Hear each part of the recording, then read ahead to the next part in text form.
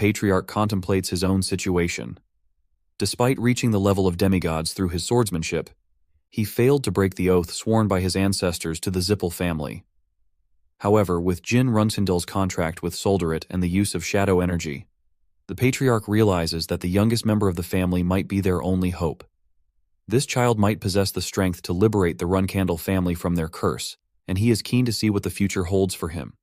Meanwhile, Jin Runkandel is in a forest using magic to create light by igniting his hand. Gilly asks if he is sure it is all right to leave without saying goodbye to anyone, mentioning that the cadets in his faction and young Lady Luna might be disappointed by his abrupt departure. He tells her not to worry. Luna is quite free-spirited, and while it's unfortunate to leave the cadets behind, it's not like he's heading to his death. He explains that if he told them about his departure, they might have saluted him with their swords held high as he left. She acknowledges that possibility, adding that they might have gone even further to show their support. Then she asks where he plans to go now, mentioning that she's heard most of the other flag-bearers chose Mammoth as their first destination, because taking down villains is the quickest way to gain fame. He considers the concept of fame and reflects that Runkandel's reserve flag-bearers must build their reputation from scratch in the outside world to be recognized as full-fledged flag-bearers. Additionally, they can't expect any support from the family while they're on this journey. He considers Sister Mary as an example, who defeated numerous formidable individuals in the southern regions of the continent, earning the title Mad Woman of the South, or Winfrey Mary, before becoming a flag-bearer. Reflecting on his siblings, he notes that apart from her, all his other siblings returned within 6 months to 2 years. However, their father has given him a total of 5 years, and there's only one reason for that. His goal is to discover all there is to know about shadow energy and then return. He announces that they will be heading to the Aran Kingdom. She clarifies if he means the nation affiliated with the Liro Magic Federation, wondering why he would head there since it's not Zippel territory. Jin Runkandel explains that when he went to the Kalin ruins on a mission, he heard about a significant number of unregistered magicians causing trouble in the area. It seems they are teaming up with martial artists and causing quite a bit of trouble for the people of Aran. She agrees that it's a good idea, mentioning that she quite enjoyed dealing with bad guys when she served as a soldier on active duty. He feels his excitement growing and reflects that he never heard about this information before. He gained it in his past life. All the unregistered magicians and warriors there are puppets of a dark family called Tessing. He recalls he knows that what he's really after are the underground auctions those guys hold.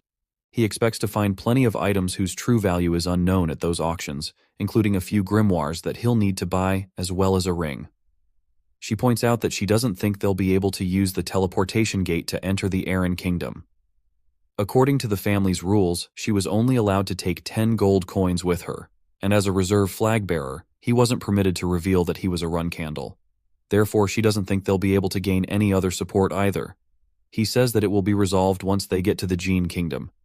She asks how they plan to reach the Gene Kingdom. He responds that they can just fly, and then turns to Moran asking what he is doing and instructing him to transform. Moran questions if that's really all right. Jilly objects, saying that someone might recognize him, but Jin Runkandel assures her it's fine. They should at least try it once, although there's a risk that the family will find out. Moran jumps down from Jilly's shoulder and transforms into a dragon, warning them to hold on tight, as he'll have to fly fast to reach the Gene Kingdom by tomorrow. Meanwhile, Lunar Runkandel is walking down the hallway when she sees Moroccan flying out of the window. She's shocked and says, "It can't be Jin. He's riding a dragon." Just as he becomes a reserve flag-bearer, she places her hand on the window and comments, "He's something else," leaving without even saying goodbye to his sister. She wishes him a fortune in battle, her cold young brother. After a while, they arrive in the G Kingdom. Gilly feels dizzy, and Murin asks if she's okay. She says her stomach is upset. Murin gets angry at Jin and complains that it's his fault for scaring Strawberry Pie, their nickname for Jilly. Jin Runkandel retorts that it isn't his fault. It's because Murin was flying erratically. Jin responds that he just told him to fly, then reassures Jilly, telling her to breathe deeply and take it slow. He helps her rest on his arm and instructs her to lean this way, soothing her with gentle words. Jin Runkandel then asks Murin if he's just in a bad mood because of what people think about black dragons. Murin says he can't help it, offering to take care of Strawberry Pie while Jin goes to get the money they need. Jin warns Murin to stay put and not cause a scene. The scene shifts to the center of the G Kingdom's capital, where Spur Bill sits on a small hill gazing at the surrounding mansions. He remarks that even though a banquet was hosted in his honor, he only heard about it after it had already ended, even if it was part of his commission. Jin Runkindel saved his life and he wanted to meet him again to express his gratitude.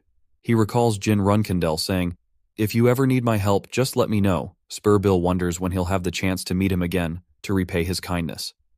Just then Jin Runkindel calls out to him from behind. Spur Bill responds, turning to see who it is. Jin Runkindel places his hand on Spur Bill's shoulder, asking him to calm down, saying, "It's me, Jin, the one who saved you from those Kilo guys." Spur Bill, taken aback, asks how Jin got there. Jin reminds him that he said to come to him if he needed help. "Do you remember?" Spur Bill quickly acknowledges, of course, adding that he could never forget the kindness Jin showed him. Without him, he wouldn't be here. Jin, satisfied, says, "Good, then just wait here while I get some gold and money." Spur Bill is shocked by the sudden request for money. He considers it an immutable law that reserve flag bearers must conceal their identity because they must build their reputations based on their own abilities rather than relying on their family's support. It was anticipated that young masters of Runkindel, who were only just learning to fight, would lead extremely modest lives for the first few months. He reflects that until they could accumulate funds from collecting bounties on criminals or working as mercenaries, they were compelled to live frugally. However, they are different. They eat food. After a while, Jin and Morin walk along the road and discuss their recent experiences. Jilly mentions that the food in the G Kingdom isn't too bad. She admits that she was prepared to starve for a few days like the other flag bearers often do. But thanks to Jin, they've had an easier start. Murin laughs and points out that yesterday Jin called it extortion, but now he's glad he did it. Jin Runkindel responds that it's not extortion. By giving them the money, Spur Bill managed to pay off his debt. He remembers Spur Bill handing him a large bag of money, expressing his gratitude and thanking Jin for helping him. Jin then asks Morin if he's eating too much, noting that they're about to use a teleportation gate. He warns that if Morin eats too much, he might vomit like he did last time. Morin tells him to shut up, insisting that he's a binge eater who needs to eat a lot first, even if he might throw it all up later. He points out that if it weren't for Morin, he would have had to starve for the next few days, and asks what he means by binge eater. Murin retorts that if Jin doesn't want to see him vomit, he can just ride him instead. It's Jin who wants to use the teleportation gate. Jilly agrees, saying that if it's just motion sickness, they can deal with it. Jin Runkindel says Jilly's motion sickness isn't the issue. The real problem is that their destination, the Aaron Kingdom, is part of the Ludo Magic Federation, which is controlled by the Zippel family. He explains that 80% of active dragons are currently under Zip's control, so riding Morin into that territory without caution would be like declaring war. However, he adds that more than half of those dragons would likely be frightened once they heard Moran's name. Rankin, annoyed, mutters that those scoundrels are walking around with their heads held high, a sign of how much the world has changed. He reminds Jin that he's warned him about transforming in the middle of the street. He reflects that the dragons, the gods who owe those dragons, and the numerous contractors bound to those gods are currently supporting the Zippel family. He realizes that, in contrast, he is the only one in the Runkindel family who has a contract with a god. If his father weren't around, the Zippel would have already destroyed the Runkindel family. He wonders how the Zippel managed to gather so many contractors, considering that getting so many in one generation seems more than just a coincidence. After a while, Jin Runkindel finds himself standing in front of a guard who asks him to show his identification. He thinks to himself that they've arrived already, and hands over 2 cards introducing himself as Jin Gray and Jilly Python, stating that they're planning to visit the Aaron Kingdom for sightseeing. After a while, Jin Runkindel sits in the waiting room with others as an announcement over the system informs all passengers that they will soon be teleported to the Aaron Kingdom. The announcement warns that they may experience headaches and dizziness during teleportation, so they should remain seated comfortably. Jilly remarks that, as expected from a family-made identification card, they pass through without any issues. Jin Runkindel replies that it's no surprise. The Runkindel ID is sophisticated enough to fool even the Bement Special Affairs Division. The system thanks everyone for their patience and announces that teleportation will begin shortly. Gilly hugs Moroccan, who is in cat form, while Jin considers the Iran Kingdom to be something from his past life. Even though it's been 15 years, they teleport to the Lero Magic Federation's Aaron Kingdom. Upon arrival, the system announces that they've reached their destination, welcoming them to the Ludo Magic Federation's Aaron Kingdom. After a while, they step into the street. Jin Runkandel reflects that in the last year of his previous life, before he regressed, the capital of the Aran Kingdom looked much like this. Despite a 15-year time gap, the scenery hasn't changed much. The streets are filled with vendors, but next to them are homeless people with dark expressions. Jilly looks around and comments that it's a strangely gloomy place despite the nice weather. Jin thinks it's likely due to the oppressive rule of the teasers, recalling that he had heard it was particularly bad at this time. He suggests they find accommodation first, then look for their targets. Jilly agrees, nodding in acknowledgement. After a while, they stand outside a restaurant while Moran asks if they really need to stay in such a rundown place like this. She says the young master probably has a plan. He argues that he is rich, so there's no need for them to stay here. Jin Runsindel moves toward the door and asks if it's a good idea for a bunch of unregistered mages to arrive in a neighborhood like this, flaunting that they have lots of money. Moroccan retorts that just because of that, they are going to stay at a place that even orcs wouldn't stay in. Jin tells him to shut up, and they enter the restaurant where they see Jet asleep on the table. Jin calls him and asks if he is the owner of this inn. Jet wakes up and greets them, seeing a gigolo, a novice swordsman, and the pretty lady next to him who seems like a maid. He offers them juice and says, "Welcome to Jet's Inn. We have plenty of vacant rooms, and this is our inn's special orange juice. Please have a glass and choose whichever room you like." Mirakin takes the glass while Jet thinks to himself that once they drink it, they'll wake up in the underground auction house starting a new life. Moran looks at the juice and asks if this insignificant fool is insane, then throws the juice in Jet's face. Jet is stunned and asks, "What are you doing?" Moroccan steps forward and punches him, demanding to know how he dared to try to poison them. Jet denies any wrongdoing, asking what he means by poison. Murin declares that Jet will die here today for his treachery.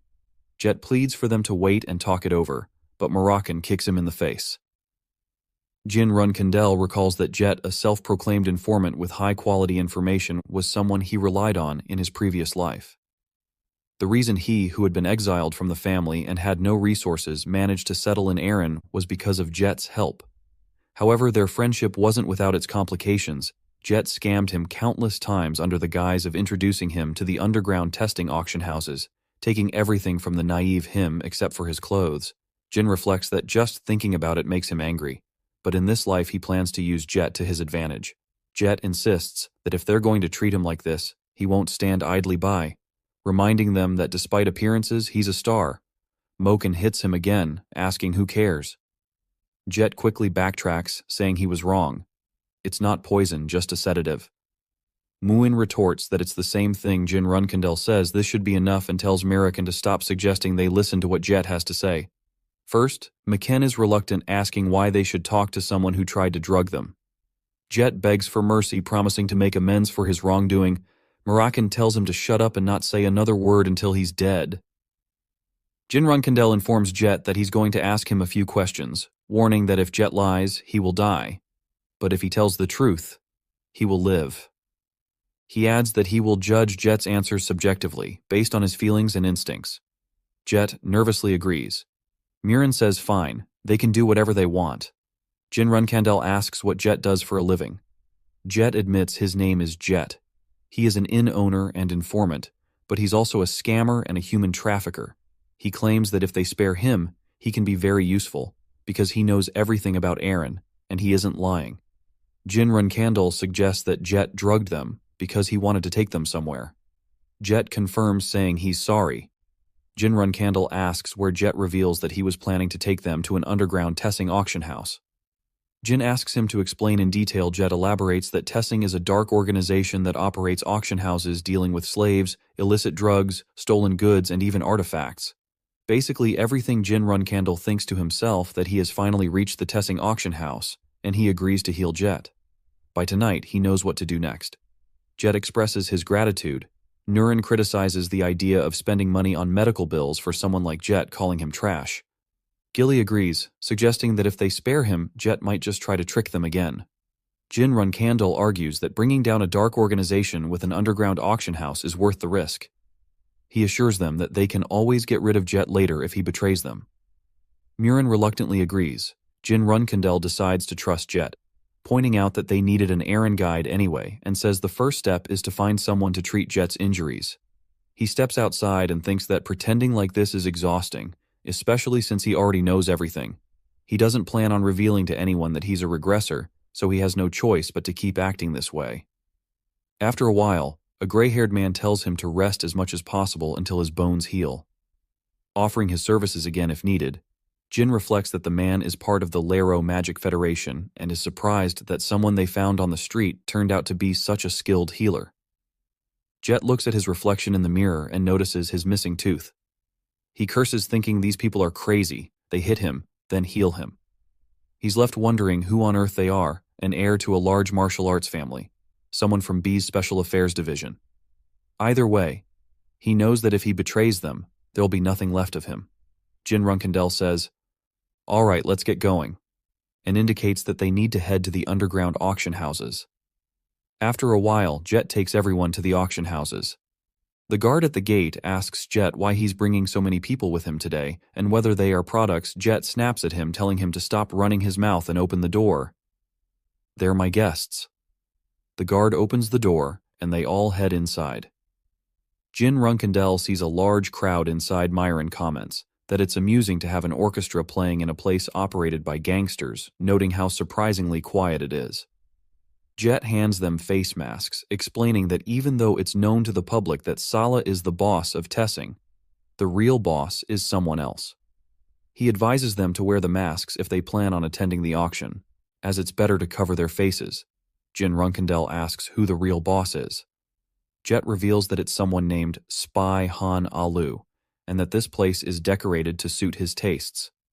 Jet says that Alu does this to hide that he's an uneducated gangster. Jin Runkendel encourages him to continue talking. Jet admits that Alu is different from the usual small fry. Not only does he have the ability to control these rough streets, but he's also a 7-star martial artist from arable lands, and there's a rumor that he has connections with the pure-blood Runkandel family from across the sea. Mirren dismisses the notion of the Runkandel family associating with low-life neighborhood gangsters, asking if Jin seriously believes they would. Jilly agrees, saying it doesn't seem likely. However, Jin Runkandel thinks otherwise, recalling one person who could be connected to both the Magic Federation and the gangster underworld, the person who placed a curse on him that prevented him from wielding a sword. If there's any connection to the Lutero Magic Federation, it's quite possible it's him. He reflects on the 9-star curse called Bladed Illusion, which has prevented him from using a sword. He doubts there's a mage in Tessing capable of such a high-ranking curse. But after spending 10 years at Storm Castle and 5 in the Garden of Swords without getting any clues, he feels compelled to investigate. It's been 15 years without answers, and even straws are worth grasping. Jin Runkandel decides that they came here with the intention of disrupting everything. So investigating Alu's identity is worth the effort. Mirren asks about the plan, suggesting that if it's something like wiping out all the gangsters on their first day in Erin, it might not be the best approach. Jilly mentions that the guards they saw on the way here seemed pretty skilled, and there were quite a few people who looked like unregistered magicians. She notes that suddenly fighting in the middle of enemy territory might not be the wisest idea. Jin Runkandel tells them not to worry, assuring them that he has a plan. Gilly asks what the plan is, and Jin responds by asking both of them to lend him their ears. Myron lightly taps his own head, remarking that sometimes he really wonders what's in Jin's head and how he even comes up with these ideas. Jilly agrees, saying it's a big shock and questioning whether it's really something a Runkandel should be doing. Jin reassures them, saying they can just run if things go wrong. Jet interrupts, announcing that they've arrived and that he deliberately got them a low-key spot. He pulls back the curtain and says, "Welcome to Tessing Underground Auction." The auctioneer announces that the next product is coming up, emphasizing that it doesn't matter where these items came from or why they're here. Their first items were things they could use however they liked for whatever purpose they desired: slaves. A bystander comments that the slaves look to be in good condition today, pointing out one man in the back who seems capable of doing various types of work. Jin Runkandel remarks that they could have been put on sale like these slaves. Jet admits that he was reckless. Jin sees the slaves and is relieved that there are no children among them. Myron asks what they should do. Now Jin suggests they wait and mentions that sometimes useful items show up at these auctions. If something worth buying appears, he intends to acquire it. Once they have what they need, they'll start executing their plan. Jin believes that if his information is correct, the item he seeks is probably sitting in storage and he can take it once they put his plan into action. The auctioneer declares that the auction is now in full swing. Jin advises them to be patient and wait for the right moment. The scene shifts to a week later. The auctioneer calls for bids, announcing 20, then 130, and asking if anyone will bid 0. Jet tells Jin Runkandle that he's been observing for an entire week, and if he doesn't buy something today, the testings might start to get suspicious. Jin asks if it's not Jet's job to handle such matters. Jet says, "Of course, please do whatever you want." But internally he's cursing, thinking that if Jin doesn't buy something soon, he's going to get kicked out regardless of who he is. He urges Jin to purchase anything before things get too hot. The auctioneer introduces the next item, saying it's their first magic tome of the day. Matthew W.C.'s magic tome. He describes, Wok was a magician who once ruled over the world, and while they can't decipher the tome's contents, he assures the audience that it likely contains great magic. A bidder calls out 80. The auctioneer acknowledges the bid and asks if anyone will go higher. Jin Runkandle thinks that the auctioneer got the name wrong. It's not Matthew Wok, but Matthew Miak, a con artist. All of Miak's tomes are under the Zip's management, so there's no chance this is the real thing. He reflects that it's been a week since he started coming to the testing auction, and it's always the same. The presenter is spewing nonsense while gullible magicians fall for it. The auctioneer moves on to the next item. Jin Runkandle notes that these amateur magicians are easily deceived. The auctioneer announces that the author of this magic tome is T. Zenim, starting the bid at 50 gold coins. Jin thinks that there are some tomes like that. While they may not be famous, they're like unscratchable lottery tickets. Everyone starts bidding. Moroccan places a hand on Jin's shoulder and suggests he should buy that tome, mentioning that if it was really written by the Zeni, he knew it's a big deal. Jin Runkandle raises his card to increase the bid. The auctioneer is surprised and asks if anyone will go higher. Someone in the crowd wonders if Jin really wants to buy it at that price. Another person speculates that he must be the son of a rich family. Jin Runkandle contemplates the magic tome recommended by a dragon, knowing there's no need to question Moren's instincts. The auctioneer announces that it was sold for 150 Moroccan, then comments on the next magic tome, questioning why it's there. The auctioneer introduces it as Suhisurk's magic tome. Moroccan asks who Hisurk is, puzzled by the obscure names. First, it's Eni. Now Hisur. Jin Runkandle raises his card and bids 200. The auctioneer announces the new bid, asking if anyone will go higher. A person in the crowd murmurs, wondering who this guy is and why he's only bidding on the weird stuff. Moroccan asks why Jin Runkandle started his bid with 200. Jin replies that he thought it would be a good idea to buy one more item, hoping to find something interesting, especially since his former master belonged to the Heiser clan. He believes he heard that the Heiser clan had collapsed hundreds of years ago, so he was surprised to find a trace of it at the auction. The auctioneer then declares the item sold for 200. Jin considers giving it as a gift if he ever meets his master again and comments, "Okay, that should do, let's get going." Moroccan notices some books and exclaims, "Jackpot! This really is the Zeni he was thinking of." He then asks, "But what's with this thing? There's a strange complicated encryption." Jin replies that naturally only he and his master can decode it. Jet, relieved that Jin finally made a purchase, comments that it would have been bad if Jin had left without buying anything today. Jin calls for Jet, and when he responds, Jin says that they need to meet Spider Handu. He asks why, but that's not possible, even if he's his customer.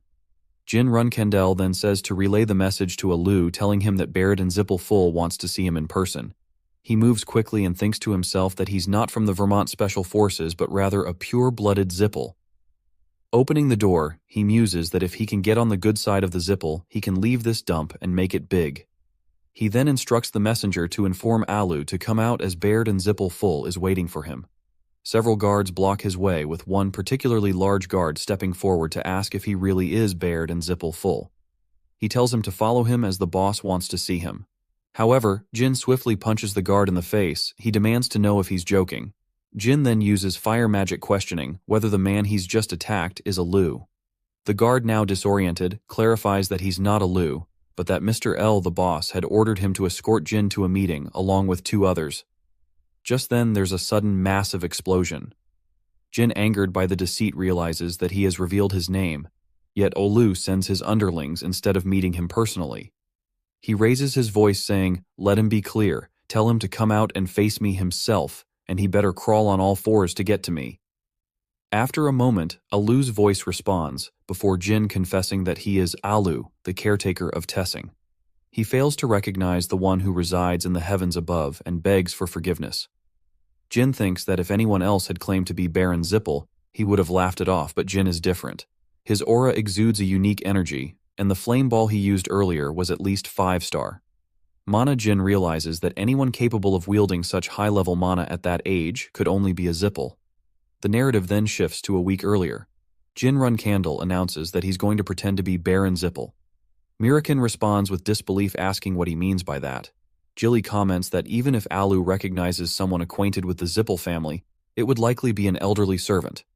He explains that this ambiguity means there's no way to prove he's not Baron Zippel. Jilly ponders the implications, thinking it's not just a matter of whether Jin gets exposed or not. If the Runkandel family, or worse, the Patriarch, finds doubt about this impersonation in the future, the consequences could be severe. The scene shifts to the present. Jin Runkandel instructs Alu to get up, which he does. Replying affirmatively, Alu presents 2 books to Jin, asking him to examine them and inquire what he thinks they are. Alu quickly admits that they are magic texts, apologizing for having obtained them without Zippel's authorization. He explains that the 2 texts are highly prized by his family, and then asks how much money Jin has made from activities like this. Alu offers an excuse, stating that he's primarily a martial artist and didn't grasp the true worth of the magic texts, which caused Jin inconvenience. He promises to do his best to retrieve them, pleading for another chance. Jin dismisses him abruptly, telling him to shut up and bring him the account book along with the customer list, emphasizing that his family will start their investigation tomorrow. Jin thinks that this will be the end for Tessing. Despite their attempts to make a name in the Eren Kingdom, they are merely a small gang compared to the Zippel family. He recognizes that if anything in the investigation leads to Zippel's displeasure, it could spell the end for Tessing. After a while, they sit in a room and examine papers and books while Aist stands in front of them, stating that this is all that was at the auction. Jin Runkandel asks if there is more. Alu confirms that there are additional items, but they are heavily guarded and kept in the employee's residence. He requests permission to leave temporarily, promising to return with the items within 2 hours. Jin Runkandel responds by asking if Alu is planning to destroy important documents. Then he says he's going to check whether Alu is telling the truth by questioning those he has bribed. He then tells Alu to go ahead and do whatever he needs to do, but reminds him that he is still under his control. Alu apologizes and promises to return shortly. He instructs the brown-haired guard to show Sir Baron around the storage area while he is gone, which the guard acknowledges with a simple yes. Alu then whispers to the guard to ensure that Jin Runkandel is kept within the mansion until he returns, and the guard agrees. Meanwhile, Alu walks down the hallway, seething at Jin Runkandel's arrogance. He mutters to himself, thinking, "Idiot, acting like he's in control of everything." He curses inwardly, frustrated with the amount of money he has spent on the Zippel, and resolves to find any way he can buy them off or regain his influence. Meanwhile, they are all searching through a library. Mirakin tells Jilly to take whatever she wants. She asks if it's really okay, and he assures her it is, remarking that there's likely nothing here that wasn't stolen. As they rummage through the books, a brown-haired guard gets hit on the head by a book, exclaiming, "Go Tom, it's all garbage." Mirakin then mentions that Alu will probably realize Jin Runkandel is a fake by the time Jin returns, asking Jin Runkandel about his plan. Jin Runkandel shrugs, responding casually that they're just grabbing what they like for free and will leave before Allah returns. He opens a box and finds a ring, thinking to himself, "Got it." Jilly, still shaken by their audacious behavior, asks if they plan to keep doing reckless things like this. Jin Runkandel takes her question as a compliment, just as Jed arrives with some papers. He announces that he's found the account records for the slaves as requested, complete with birthplaces and ages. Jin Runkandel praises him, saying, "Good job," and declares that they're done here, urging everyone to leave. However, the brown-haired guard stops him, explaining that the boss will bring the accounting books soon, so they should stay in the mansion until then. In response, Jin Runkandel attacks the guard, knocking him out. Jed applauds, remarking that Jin isn't just skilled in magic, but can fight too. However, he doesn't understand why Jin is assaulting Allah's subordinates. Jin Runkandel asks if Jed has a family. Jed confirms he has a son. Jin instructs him to take his son and flee, ideally to the Bement Empire. Jed is taken aback, and Jin Runkandel advises him to hand over the accounting books and present himself as a whistleblower. That's the only way to ensure his safety. Jed refuses, insisting he'll stay by Jin's side until the end. He thinks to himself that he's worked too hard for this opportunity to let it slip away. Desperate, Jed begs Jin to allow him to serve alongside him in his great endeavors, hoping for a chance to succeed. With a hint of regret, Jin Runkandle reveals that he's not actually Baron Zippel. This revelation shocks Jed. The scene shifts to 2 hours later. Alo returns, reporting that he heard from the Zippel hotline that Baron Zippel has long silver hair. He notices the guard knocked out on the floor, and a different guard approaches, addressing him as the boss. Alo tells him to speak, and the guard explains that they took the information about the slaves and other customers, then fled, declaring that testing is finished. Alo orders them to chase after the intruders, but the guard apologizes, saying they've already escaped. Alo grabs the guard's face with his large hand and hurls him across the room, shouting that they must take all the remaining men to track down the frauds. He vows to skin them with his own hands. Meanwhile, Morin sits near the fire with the others and inquires if there's a reason Jin Runkandel has been lingering around. Jin responds that he doesn't believe there's anything to be gained from worrying about Allah. Instead, they need to ascertain if he's connected to the Runkandels.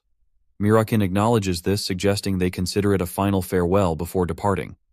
He notes that he gave a Luceni grimoire, and even gifted him a masterpiece which caused Alo to panic when he saw it at the auction. Mirakin wonders how Alo could have known about such an ancient item and managed to obtain it.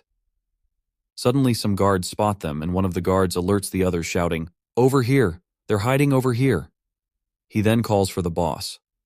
Mirakin grumbles about their noise, and Jin Runkandel suggests they go have a brief conversation. Alo notices them and declares, "I found him, he's scamming idiots." He demands to know how Jin Runkandel dares to think he could fool Al-El and escape. Alo vows to hang him in the market as an example and demonstrate what happens to anyone who crosses the head of Tessing Spider Hands. Jin Runkandel counters, listing the evidence he's uncovered. The registry of kidnapped slaves from Bement, the transaction ledger detailing the ancient grimoire sought by the Zippel family, and the customer registry naming all the aristocrats who turned a blind eye to Allah's operations. He throws the papers into the air, saying he's already spread this information far and wide. By tomorrow, the entire world will know about Allah's crimes. He asks if magic mail isn't convenient, suggesting that Allah's downfall is imminent. Allah hurls insults at him, threatening that his death won't be easy. He vows to skin him alive, and every time Jin passes out from the pain, Alo plans to revive him with flames. Jin Runkandel calls out to Moran, who responds reluctantly. Jin informs him that he wants a one-on-one fight with Alo. Moran sighs, saying, "What a pain." Alo, outraged, calls Jin a crazy idiot and demands to know what he thinks he can accomplish alone. He orders his subordinates not to just stand there, but to attack Allah's men, launch their attack with magic crystals. Allah instructs them to leave the kid alive, but to kill the rest of the group. They move to strike at Moroccan, but he quickly counters, taking them down one by one as he advances. He leaps high into the air, striking another guard with such force that the others are left in shock. Alo shouts at his men, asking why they are just standing around. A gray-haired guard explains that firing magic at this point could hit their own comrades. Allah responds by telling him to aim at the people in the back. Jin Runkandel advises Jilly to step back for a moment. The guards use fire and water magic spells to attack, but Jin creates a protective shield to defend himself and Jilly. The guards are shocked by this. Jin Runkandel remarks that things have become a bit easier thanks to his sister Luna. She comments that despite everything, he didn't even say goodbye to her before leaving. Mirakin observes that their adversaries rely on numbers because they are weak and grumbling. "What a pain! Just drop dead all at once," he mutters. Then launches an attack using light magic, leaving everyone stunned by its intensity. Alo lunges at Moroccan while one guard notices something's off and asks, "What's happening?" Another guard remarks that the boss has gone mad. They question whether he's lost his mind, concluding that it might actually save them some trouble. Moroccan reports that he has taken care of all the smaller threats, as Jin Runkandel asked, and tells him to do whatever he wants. Ella, furious and cursing, demands to know who sent them and why. Jin Runkandel dismisses the question, retorting that it doesn't matter if he tells him or not because he's going to die anyway. As Alo attacks, Jin Runkandel sidesteps, realizing how fast Alo is. Jin thinks to himself that even if Alo is lying, he still has to be cautious and can't afford to be taken down without a fight. Murin acknowledges that he's found a worthy opponent, suspecting that the rumors about Alo being a 7-star martial artist might be true. He comments that Alo seems different from Visho, his previous opponent, and this one seems eager to kill him. Moroccan tells Jin to give it his best shot and not to die. Alo expresses his disdain, remarking on Jin's arrogance and questioning how an air mage dares to step onto the front line. Jin Runkandle retorts, asking if Alo, a rookie, is looking down on him, and then moves to attack with his sword. Alo inquires about the sword and manages to block Jin's attack. He counterattacks, noting that Jin Runkandle isn't a mage after all. Jin Runkandle steps back and attempts another attack. Alo swiftly moves, attempting to strike from behind, but Jin evades just in time. Alo's attack lands on the floor, and he taunts Jin, calling it a shallow hit.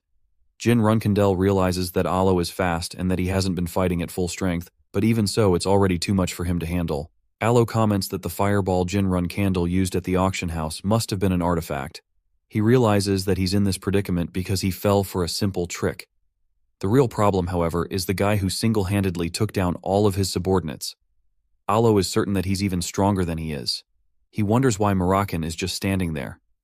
Moroccan observes that Jin seems to be taking some hard blows, remarking, "Little idiot," Jilly concerned asks if Moroccan plans to intervene, pointing out that while it's the young master's wish to take on a 7-star martial artist, it might be a bit early for him to do so. Mirakin dismisses her concern, saying it's fine, and that the idiot needs to learn how precious life is. Jilly agrees, acknowledging the truth in his words. He then remarks that it seems she believes the kid is going to lose. On the other side, Alo lunges to attack while Jin Runkandle attempts to block him. Everyone is taken aback by the ferocity of Alo's assault. Alo charges again, declaring that this will be the end for Jin. However, Jin Runkandle smirks, using his magical fire spell, and says that in the past, when Runkandle's magic swordsmen fought, even a 2-star difference was insignificant to them. He launches a burst of fire at Alo, knocking him back. Alo, bewildered, questions whether it wasn't an artifact. Realizing that Jin Runkandle is a magic swordsman, Jin's sword lights up with magical energy as he summons lightning to attack. Alo attempts to block the attack, but his sword hits the floor. He mocks Jin, saying that standing so exposed will lead to his demise. Jin Runkandle moves forward, his hand wearing a magical ring, and commands his helmet to release. Alo is shocked, asking what is happening. Jin Runkandle then takes his sword and delivers a deep cut to Alo. As he does, a dark magical aura envelopes him. He sheathes his sword. Miran is surprised by what he sees, commenting that it must be MTA's rune. Gilly asks him to explain what MTA's rune is. Miran recounts that thousands of years ago, MTO was created for Bement, the first emperor who was a lover of a demon. During that time, there was a war, and MUO was a masterpiece that could block all attacks below 7-star power. Miran expresses his curiosity about how such an artifact ended up in the hands of a gang. Jin Runkandle reflects on MUO's rune, noting that it's an artifact meant to be given to the Bement Emperor in 5 to 6 years.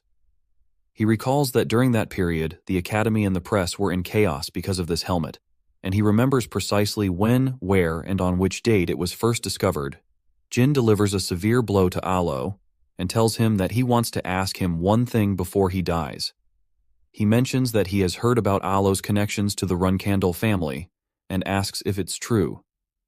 Moroccan responds that he should have asked earlier, questioning what answer he expects to receive from someone on their deathbed. Alo acknowledges this and confirms that he now knows Jin Runkandle's true identity. He admits that it was indeed true that he failed, but he clarifies that Jin Runkandle is just the youngest member of the family. Alo adds that he can't stop the other person. Moroccan asks what he means by the other person. Jin Runkandle elaborates, mentioning Spider Alo and speculating that it's probably not his real name. He explains that they need to investigate further, because having a 7-star martial artist as the boss of a gang and connections to the Runkandle family seems suspicious. Rakan remarks that it's not entirely unusual, noting that one of his ancestors, a 9-star, ran a bar. However, he insists that they need to identify the person Alo referred to, especially since he is going to lead the family. He realizes that he has failed, and he can't stop that person. If Alo had acknowledged his identity, then his failure would have likely been tied to the Blad illusion. The mention of him being the youngest and unable to stop that person indicates knowledge of the power struggle among his siblings. He considers the possible suspects, dismissing his older sister. Why? Because she left the family. Mayu.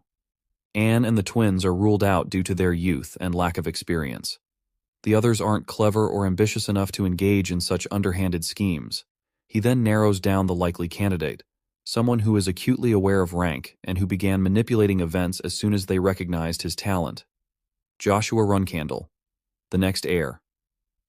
Jin Runcandle concludes that no one else holds as much influence as Joshua. Whether he's jumping to conclusions or not, he intends to uncover the truth soon. The scene shifts to the next morning. A little boy with black hair stands on the street holding some newspapers and shouts that Tessing has been eliminated. After a joint investigation between the Zippel family and the Mint, the evil gang that terrorized the innocent was taken down in just one day. Jin Runcandle reads the headline and remarks that it seems like Jet did a good job. He observes that while Jet might have faced harassment from the Zippel family and Beement, it's a small price to pay compared to saving his own life. Mirren comments that the criminals deserved even more suffering, but he's glad the Zippel family and Beement are taking the credit. It means Jin will get the benefits.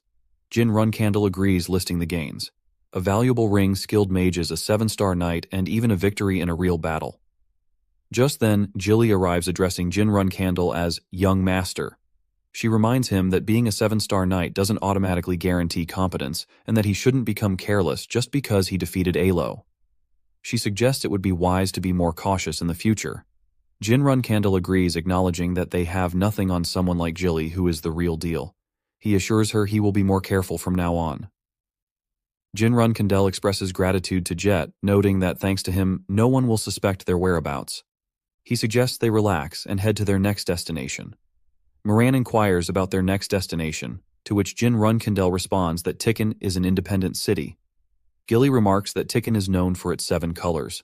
Moroccan asks about the significance of the 7 colors. Jin Runcandle hands some coins to an old man nearby. Gilly explains that Tikkun houses a large information center, which alongside the Runcandle, Zippel, and Beement organizations is one of the most reliable sources of information. Moran then realizes that Jin Runcandle intends to gather information on potential adversaries, similar to how he utilized Jet, and asks if that sounds like a plan. Jin Runcandle acknowledges it as one possibility. After a while, a person announces that they are all aboard and they embark on a boat. Jin Runcandle reflects that moving forward, he needs to prioritize his memories from before his regression, while with Gilly and Moroccan ensuring they serve a proper purpose. Additionally, he considers the matters related to Vishal Uliano Warkalo and Allah's past connections to Runcandle. He realizes there are many things such as the Colin ruins and taboo magic that he needs to investigate further. For this purpose, he determines that the 7 colors in Tikkun are the most suitable place. After a while, Moroccan mentions that he has discovered what the magic or whatever it was left behind by Chenny actually is. He believes it's light magic. Jin Runcandle is surprised, saying he thought that form of magic disappeared during ancient times. Moroccan confirms that it did, explaining that Chenny was an enemy of the Zippel family back then, and the Zippel erased any traces of their adversaries from history. That's the Zippel family's typical approach. They eliminate those who become a nuisance to them. Miran adds that this is why there are no existing records, and if he can't transcend his current limitations, the Runcandle family could face a similar fate in the future. Learning about light magic could be crucial. Jin Runcandle tells him he's going to demonstrate something, emphasizing how quickly he can adapt. He suggests Moroccan look forward to it, as this might be the type of magic he needs most at this moment, and then reveals a glowing magical energy in his hand. Jin Runcandle urges Moroccan to open his eyes wide and watch carefully, remarking that it's light magic, but asking why it's black. He increases his power, laughing, then asks how it felt seeing it for just a moment, but already experiencing a sensation like his eyes are swelling. Jin Runcandle covers his face with his hand and comments that this magic can definitely be used for both offense and defense. He notes that it's called Flashbang, one of Chenny's most prized spells, and he's thrilled to have obtained it. In contrast, he mentions a certain Heiser mage. Moroccan interrupts, questioning why he is bringing up this mage. All of a sudden, Jin Runcandle pulls out a book, explaining that it's encoded in a way that even frustrates him, and he's unsure of its contents. He wonders if it will be useful.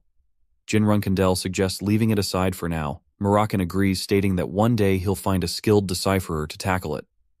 The scene shifts to a week later, in Tikkun, the independent city. Gilly is delighted as she explores the city, remarking how pretty it is. Jin Runcandle reflects on the unique characteristics of this location. A city on a small island in the southern part of the central continent, unaffiliated with either the Runcandle family or the Zippel family. Although the population is relatively low, It's a popular tourist spot with ocean views visible from almost any point in the city. Gilly comments that the entire city seems vibrant and asks if they should find a place to stay, while Mirakin jumps off her shoulder. Jin Runkandle agrees, suggesting they head toward the city center to look for accommodation. Mirakin transforms into his human form and complains that he won't choose another lousy place this time. Jin Runkandle scolds him, saying that he's told him repeatedly not to transform in the middle of the city. Mirakin reports that humans don't really pay much attention. However, Gilly notices him transforming and points excitedly, exclaiming that a cat has just turned into a person. She then shouts to others, announcing that a black cat turned into a black-haired man, asking how he did it. The group is taken aback by her reaction. She then yells, "Teacher!" After a while, Jin Runkandle tells Gilly that she saw it wrong, asking how a cat could possibly turn into a human. Gilly, eating ice cream, insists it's not her, but her friend Yuri who saw it, and she's sure a black cat turned into that man. She asks why he's lying. He responds that he's not lying and that he's not a.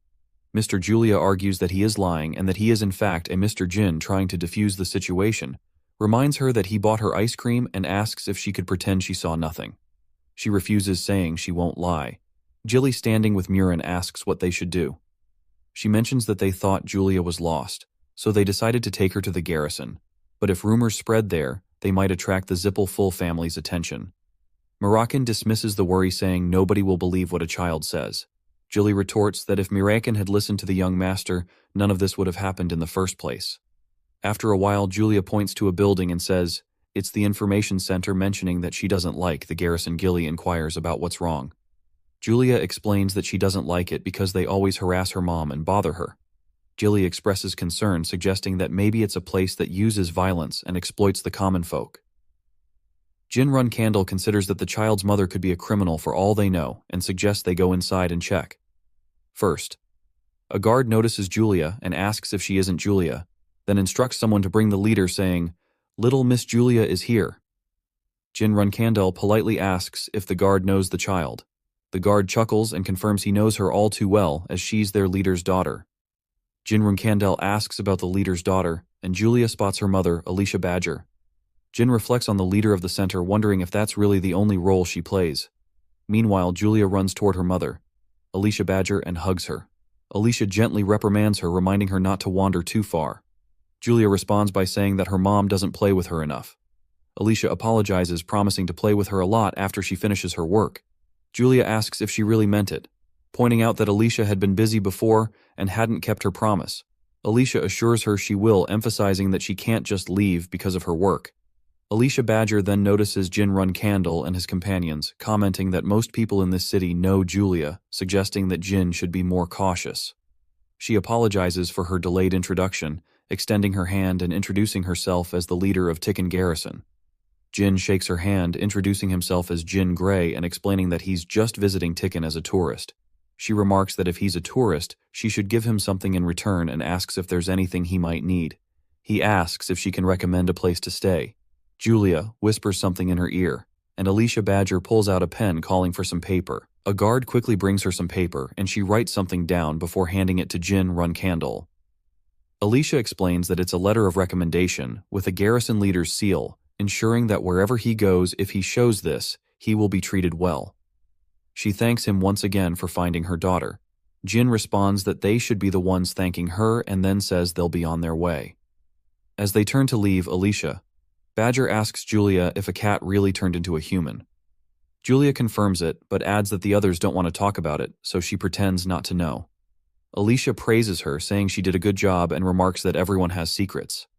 She reflects on the transformation, noting that it's something only a dragon can do. Meanwhile, Gilly sits on the bed and remarks that the service is excellent, noting that he's only experienced this kind of treatment when he was at Hufester Mirakin lying on his own bed. Comments on how soft it is, adding that this is what a proper lodge should feel like. Gilly acknowledges the benefit of the letter of recommendation, saying that things are going smoothly in Tikkun, and remarks that they've had great luck since they arrived.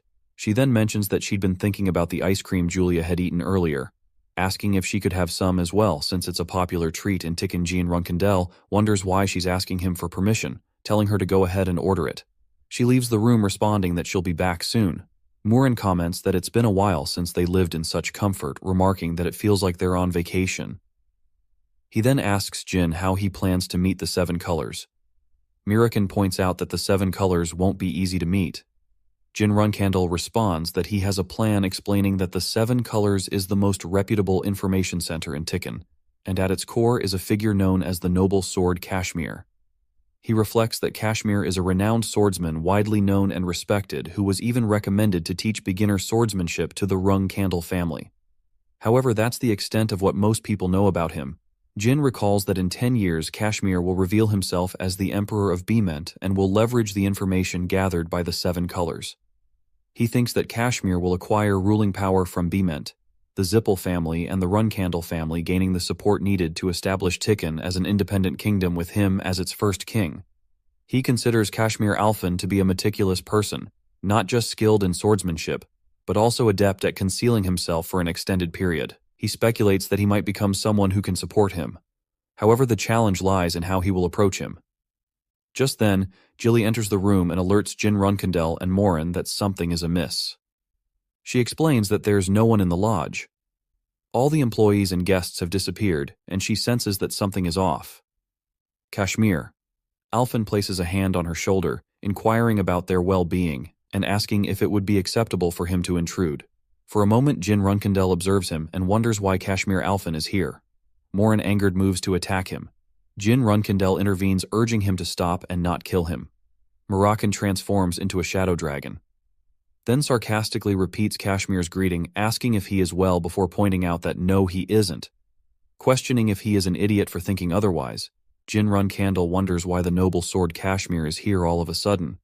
Kashmir shouldn't have any business in Aaron, especially since they just arrived in Tikkun and haven't caused any trouble.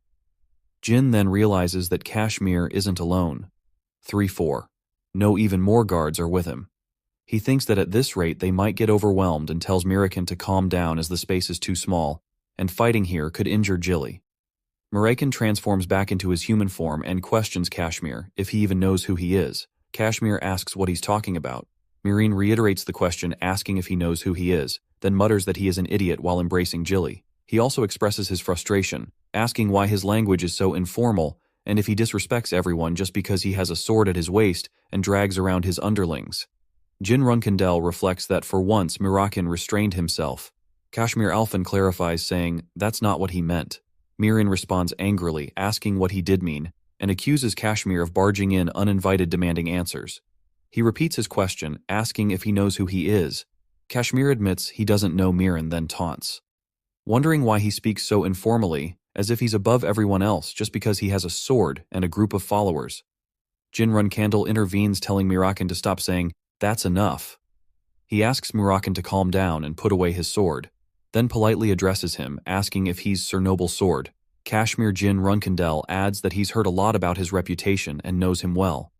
Kashmir seems puzzled and asks how Jin Runkandel knows his name and who he is. Jin Kandel formally introduces himself, revealing his real name.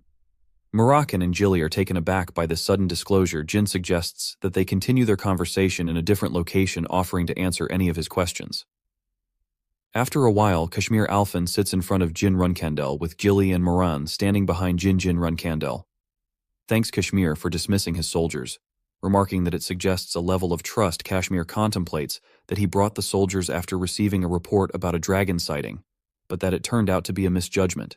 Instead, it was Moraine who was visibly furious, and he was sure that the intense pressure felt was not from any ordinary human, but from the dragon himself. He realizes that if he hadn't intervened, everyone in the room might have died. He also recognizes Jilly McClen, thinking he met her before his fall from grace in the Bement Palace. He recalls her military prowess during training drills, but now he can't detect any trace of her or wonders if she has any connections to the people she's with. Kashmir Alfin then asks if he really is who he claims to be, noting that it doesn't seem like he's lying, but he still has questions. Jin invites him to go ahead. Kashmir asks why Jin is traveling with a dragon, mentioning that since ancient times, dragons have been known to make contracts with magicians who have made contracts with a god, or with someone possessing a special power, typically a Zippel rather than a Runkandel Kashmir. Then inquired if Jin's family knows he's accompanied by a dragon. Jin Candle responds that they do not know. He warns that if this information were to leak, his family wouldn't take it lightly. He remarks that Jin is discussing a significant secret that could cost him his life, suggesting that what matters isn't merely that he's a Run Candle. He then asks Jin to explain the reason behind this alliance with a dragon.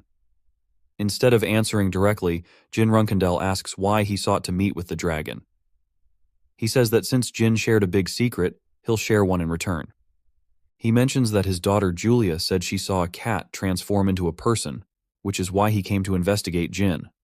Run Candle asks if he believes the words of a child. Kashmir replies that his daughter is no ordinary child. She's a contractor with Asmiel. Jin Candle clarifies if he means the god of sight. Kashmir confirms this, adding that a contractor of Asmiel wouldn't misinterpret an object or event, as the god of sight grants precise vision. He notes that many powerful people would do anything to become a contractor with ASO, so he's cautious about revealing this information so easily. Mirakan, sensing something off, moves closer to Kashmir. He questions how Julia could be a contractor if there's no dragon around, pointing out that he didn't sense any dragon energy nearby. Jin Candle observes that Aseel's dragons are known for their strong bond with their contractors, so it's unusual that they would leave a child alone, indicating something strange is happening. He says he's unsure of the full context, but it seems to revolve around that fact. Miran asks what he's referring to. Kashmir Alphan explains that Julia's guardian dragon disappeared about a year ago, possibly involving the Zipful family or the Bement Empire.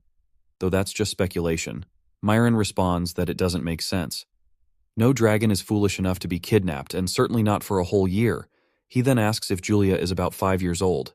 Kashmir confirms this, saying that's correct. Miran points out that if Julia really is Aseel's contractor, then if the dragon isn't nearby, she could soon go insane or become disabled due to the lack of the dragon's protective presence. Kashmir is shocked to hear this. Miran elaborates, emphasizing that Aseel's contractors can see the future. However, most humans aren't aware that this ability places a significant strain on a dragon's mental state. He explains that at Julia's age, she's too young to distinguish between dreams and reality, which is why she hasn't exhibited severe symptoms yet. He explains that if she continues seeing the future without any protection as she's doing now, her vision will become uncontrollable in a year or two. Jin Candle asks him to elaborate, questioning if seeing the future could truly lead to disability. Kashmir responds that it relates to the principle of causality. The one who sees the future must follow what they saw if they don't. Aseel's punishment begins if someone sees the future and tries to alter it. Especially in matters of life and death, they risk severe consequences. He adds that contractors who defy the principle of causality are eventually destroyed. Kashmir states that his daughter has lived in a different reality from them, due to her ability, and based on Jin's reaction, it seems he's starting to understand the gravity of the situation. Kashmir concludes that he must find her guardian dragon as quickly as possible to ensure her safety, and there's no other option. Kashmir Alphan kneels down, addressing Mirakin as a mighty dragon. He explains that although the manager didn't mention it, he's the leader of the information center, the 7 colors, and he's confident in his abilities. However, for a year he has been unable to find his daughter's guardian dragon Murin. Hearing this, remarks that he's now certain that meeting Julia upon their arrival in Tikkun wasn't just a coincidence. Aseel seems to be seeking their help for his young contractor. He then asks Mirakan, the mighty dragon, to intervene. Mirakan dismisses the request, saying that he can't do much, even if asked. He points to Jin Candle, suggesting that the decision rests with him. Jin Candle approaches Kashmir Alphan, asking him to stand up. He acknowledges that although they don't have a deep relationship, this matter concerns the safety and well-being of a child. He suggests that they proceed rationally and join forces to search for Julia's guardian dragon. Kashmir Alphan expresses his gratitude, saying he will not forget their kindness. He thinks that even though things turned out better than expected, there's still a sense of unease. If the 7 colors couldn't locate the missing dragon, then finding it might require information from the Run Candle or Zipful families.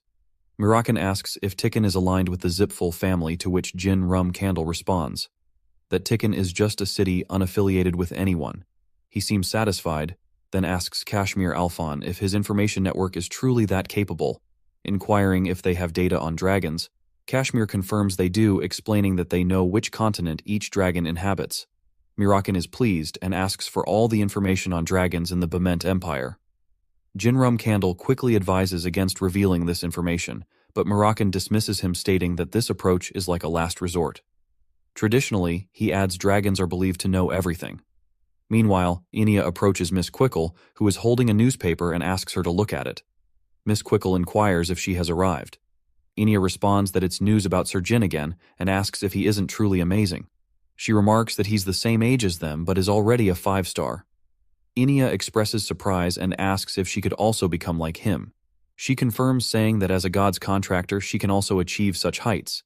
Inia questions if that's really true. She reassures her, stating that, compared to the child of a family with a guardian who is a black-haired guy, she as the contractor of Ulta, the god of time, holds much more potential. She then instructs Inia to go home and not come out until she returns. Inia asks if something has happened. She responds saying, not really. It's just that something dark has appeared. After a while, Jinrun Candle is flying while sitting on Mirakin, who has transformed into his dragon form. Mirakin warns him that soon, very soon, he'll release his presence, and the dragons residing in Bement will come crawling out on their own. He advises Jin to hide well to avoid being seen. Jinrun Candle covers his face and acknowledges the advice, saying he's ready. Mirakin says they're starting now, and then they begin descending rapidly. The scene shifts to a flashback where Khmer Alphen hands Mirakin some papers, saying, "Here it is, the list of dragons active within the Bement regions as you requested." Mirakin reviews the papers and remarks, "So they are hiding here."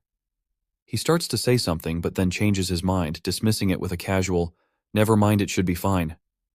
Jinrun Candle asks if there's any problem, but Mirakin assures him there's none. He mentions that dealing with dragons can be risky, but suggests they move on, saying they have a long way to go. As they start to leave, Khmer Alphen calls out to Mirakin, addressing him as a great dragon and asking him to wait. Mirakin tells him to drop the formality, saying he's not a cult leader, and asks him to just use his name. Khmer responds, "Sir Mirakin," thanking him and bowing, then humbly requesting that Mirakin take care of things so that he can save his beloved daughter. Mirakin tells Khmer Alphen that before he leaves, there are 2 important details to keep in mind. First, until the dragon returns, he needs to keep his daughter physically active throughout the day by exhausting her energy. A seal's influence will naturally weaken. He instructs him to play with her from the moment she wakes up, whether it's running around or doing anything else that makes her tired, ensuring she falls asleep easily. Khmer acknowledges the advice and promises to keep his daughter engaged and exhausted. He then asks about the second detail. Mirakin mentions ice candies, suggesting Khmer bring some over since they didn't get a chance to try any because of him. Jilly remarks that he really is a gentleman. Mirakin laughs, pointing out that she had mentioned wanting to get some ice candies earlier. Jilly clarifies that she didn't mean that. She was referring to how Mirakin tactfully provided additional information to calm him. Mirakin responds that he doesn't really care about the emotions of that kind of creature. The scene shifts to the present. Jinrun Candle reflects that while Mirakin often pretends not to care about others, he's actually quite thoughtful. A trait of their black dragon. Mirakin interrupts his thoughts, announcing that it's coming, pointing to a dragon approaching from the opposite direction. He identifies the newcomers as Rabis and Unel, remarking that they were the ones he beat up the most. Rowan tells Jin to put on his helmet. Jinrun Candle comments on how much Mirakin must have gone around beating them up for them to show up so quickly upon sensing his presence. Mirakin nonchalantly explains that anyone who enters his territory gets a beating. That's just how it was back in the day. Jinrun Candle asks if he doesn't feel a sense of pride about it. Rabis calls out to Mirakin, asking why he's here. Mirakin responds by addressing Rabis as the Earth Dragon and Unel, declaring that he's awoken from a long slumber for a task that requires their assistance. Unel, seemingly apprehensive, says that the great ruler of the tall mountains and close friend of soldiers doesn't know the details of his current situation, but this isn't the ideal time. Please avoid this area. Unel urges. Rebus points out that a young contractor is still in this region and that Unel doesn't wish for any conflict on the coast of Bement. Mirakin, undeterred, asks if they're daring to order him to retreat, declaring that there's nowhere under the heavens that Mirakin must avoid. Unel, seeming exasperated, suggests that Mirakin should just flee, explaining that everything is in chaos due to the disruptive presence he's been spreading. Mirakin asks what Rabis is talking about. Rabis explains that Quickhandle is flying over and planning to kill him. Moroccan confirms if he means the silver dragon. Quickhandle then asks what his relationship is with the guardian dragon of the time god. Moroccan reveals that Quickle is his ex. Robbie's pleads with Moroccan, saying he's begging him to leave, emphasizing that their contractor is still just a child and could get hurt if caught in the crossfire. Unal warns that the other dragons don't know he has awakened yet, and if he doesn't leave now, he's going to spread the news. Moroccan tells Jin Runkandel to hold on tight, then charges toward Robbie's and Unel, striking them with enough force to send them flying. Robbie's panicking suggests they flee and curses Moroccan Jin. Runkandel asks, "What on earth is Moroccan doing?" Moroccan tells him to stay focused as more are coming, and he lunges to attack again. While the other dragons counterattack, he realizes that even if his opponents are underestimated, their ultimate skills are above 8-star level, and he's firing those repeatedly. Miss Quickle arrives, cursing at Moroccan, saying he should have died right then and there, and demands to know what he was thinking, showing up here with that audacious look on his face. Jin Runkandel asks if they really have to fight against that monster. Moroccan indicates that it looks like they do. He asks how long he dated her. Mirakin replies, 500 years, adding that it's about 5 years in human terms. Then he tells Jin to stab her with Bradamante whenever he gets the chance. He hesitates, noting that she's still his ex, and asks if stabbing her isn't too harsh. Murin dismisses his concern, pointing out that he never sticks around with those who lack class. He advises that if things get bad, Jin should pour all his power into one strike, saying that it would take that much just to land a hit on her. Miss Quickle transforms into her dragon form, declaring that it's too late to run, and that she's going to bury him at sea. Myron urges Quickle to wait and calm down, acknowledging that she despises him, but pointing out that they have more important matters to attend to before settling any personal issues. Instead of listening, she launches a magical spell at him. He dodges and begins to retreat. Quickle chases after him, attacking with increased ferocity, even attempting to bite him. Moroccan questions why she's so agitated as they start clashing with each other. She throws another magical spell at him, exclaiming in frustration, "For the love, what the hell?" At this range, Mirren quickly spreads his black shadow aura to obscure her view, hoping to buy some time. Jin Runkandel observes the chaotic scene and remarks that it's fortunate he tagged along. Otherwise, if Mirren had been caught by the Silver Dragon, they wouldn't have even heard about it. Moroccan assures Jin Runkandel that he won't die, adding that no matter how strong Quickle is, she can't enter this space. He acknowledges that creating an opening to calm her down won't be easy, suggesting they find a way to pacify her through conversation. However, she disperses the shadow and mocks him, saying that if he thought his shadow liberation would work, he's sadly mistaken. Mirakin is surprised and asks how she did that. She scolds him, pointing out that he doesn't realize how much weaker he has become. If he still believes he's the same as before, he's sorely mistaken. Mirakin attempts to defuse the situation, telling her to stop and reminding her of their past. He explains that he came here with a question, but she retorts that even thinking about their past makes her want to tear him into 10,000 pieces. She attacks, but Morak invites her and asks her to calm down, wondering if she's reacting this way just because they broke up. She retorts that just breaking up isn't the only reason he's getting his ass beat, then punches him in the face. Moroccan signals Jin Runkandel to act. He jumps into action, ready to attack Quickle. She is taken aback, exclaiming, "What a human!" She realizes that her outer hide is hard to pierce even with Mirren's teeth, which suggests that it will be difficult for Jin Runkandel to cause any significant damage with a single strike. However, he sees a small gap and notices remnants of Mirren's Shadow Kai around the area. Using the power of Shadow Kai liberation, he strikes with his sword, piercing through and stabbing her. She screams in pain as he cuts her arm and wings. Moroccan commends him, saying he has used up all his power but still did a good job.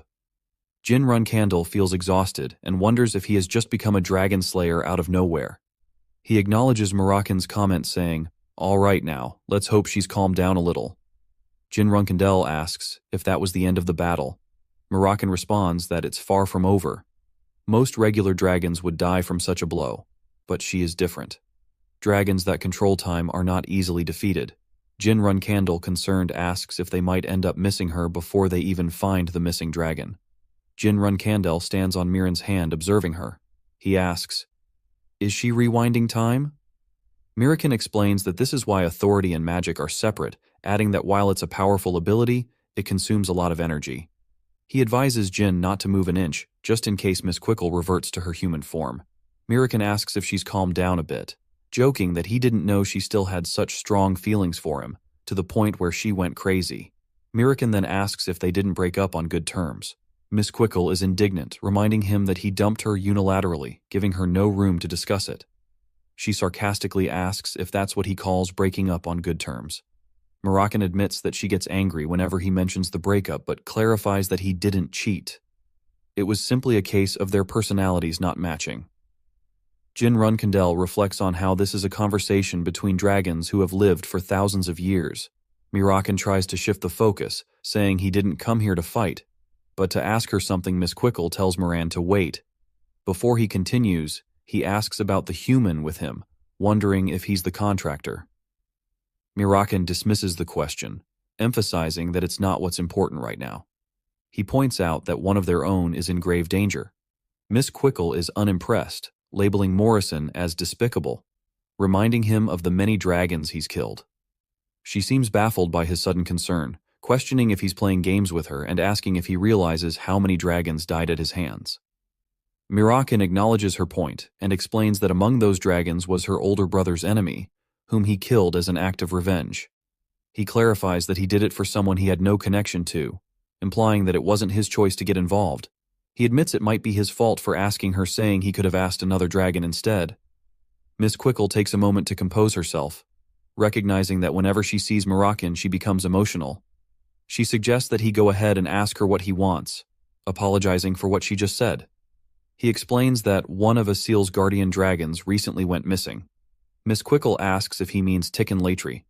Mirakin confirms, saying, "Yeah, there was a name like that." Jin Runkandel realizes they're finally getting to the heart of the matter. She remarks that it's strange because Latri was taken by Veda not long ago. Jin Runkandel recalls that Veda is a wind dragon, one of Melier, the god of wind's dependence, and the guardian dragon of the Zippel family's vice-head Andre. He begins to suspect that this could be connected to the Zippel family. She states that the Zippel mentioned they would teach Latri the dragon language magic, suggesting that they might need to relocate to avoid any traps. She proposes that they backtrack a little to bypass any danger and enter B safely. She offers to guide them to her place.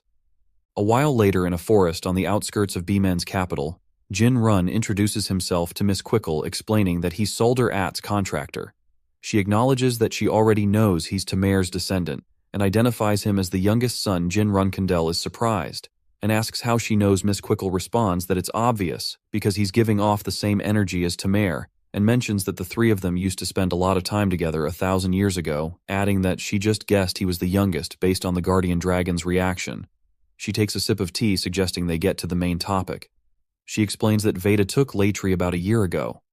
Mirakin confirms that they lured Latri in by promising to teach dragon language magic, remarking that this doesn't sound good. She acknowledges that while it might be true, the current contractor of Asil is too young to control the authority. She asks if it would be dangerous if the guardian dragon isn't by their side. Muin agrees, saying Veda should understand that as well. She says it makes sense and questions if there's a hidden motive behind this. Mirakin picks up on her phrasing, asking if she knows something based on her comment. As expected, she explains that when Veda took Latri, she visited Bement and mentioned introducing Latri to her. However, she seemed fixated on her contractor, asking for an opportunity to meet without a clear reason. She admits that her temper might have prompted her to react aggressively, but she refrained because her contractor's identity had already been revealed. Given that many in B's upper class have close ties with the Zippel family, acting on her temper would have put her contractor in danger. Jin Runkandel remarks that it's odd how her contractor's identity was revealed, while Asil's contractor hasn't been disclosed.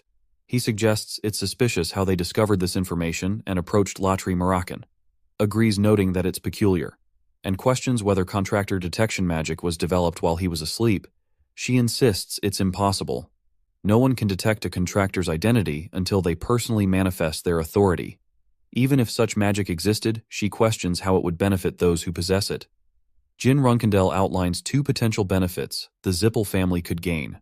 First, they can minimize risks and eliminate contractors outside their domain. Second, by killing the contractor, the Zippel family might secure a chance to make a contract with the god. He reflects that it's not merely a chance to make a contract. They likely have a specific method. In his past life, the contractor for Ulta, the god of time, was officially introduced at the stone statue. He recalls that 10 years from now the contractor was a pure-blooded Zippel, leading him to believe that if they kill a contractor, they can then form a contract with that god. This realization leads him to suspect that Julia's guardian dragon was kidnapped for this reason, as he hadn't heard about the Princess of Tikkun in his past life.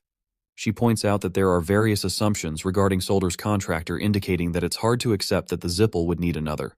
She questions why they would target other contractors if they already have so many, suggesting that Jin Runkendel might be overly suspicious because they're his enemy. He accuses her of telling lies, even though she doesn't believe him, stating that while he's unsure how it is for dragons, human greed knows no bounds. Even if they reach the peak, they're never satisfied and always crave more. He reminds her that the Zippel full family has held power for thousands of years, so it's not unusual for them to do whatever it takes to maintain it. She acknowledges that the Zippel leadership is indeed up to something, questioning why he's pretending not to know, and wondering if he's afraid of them. Moroccan interjects, asking for calm, and pointing out that everyone is aware of the Zip's greed. While he dislikes admitting it, their skill is undeniable. He emphasizes that caution is never a bad thing and suggests she leave. Beament laughs, remarking that he's changed significantly as it's rare to see him reading the room. She agrees to have her contractor flee. First, then offers to help. Moroccan is surprised, asking her what she means. She explains that she needs to confront Veda to find out the truth, pointing out that if what they say is accurate, the Zippel are likely looking for an opportunity to strike. She mentions that if she falls, they will probably come running. Miss Quick-Annally moves to leave, but places a hand on Jin Runcandel's shoulder. She remarks that she feels a sense of duty toward Tor, and seeing one of his descendants reminds her of the old days. She says that even his cockiness resembles him. She then adds that she's going to call Veda. Just then, Enya arrives, announcing her return. She sees the others and asks who they are. Miss Quick-Annally scolds her for coming outside, but then corrects herself, saying, "This is actually better." She introduces Enya as the contractor of Ulta, the god of time, and introduces Jin Runkendel as the contractor. Marin is protecting Enya is taken aback, and excitedly asks if it's really Jin Runkendel. If young Master Jin is standing right in front of her, she says. Jin Runkendel, surprised by the reaction, asks what's going on. Miss Quick-Annal covers her face with her hand, explaining that she forgot to mention that Enya has a little bit of a fantasy about him. Enya enthusiastically asks Jin Runkendel for an autograph. Miss Quick-Annally asks Enya to maintain her dignity as a contractor. Enya, realizing her mistake, bows an apology, explaining that she lost her composure upon seeing Jin Runkendel in person after only having seen him in newspapers.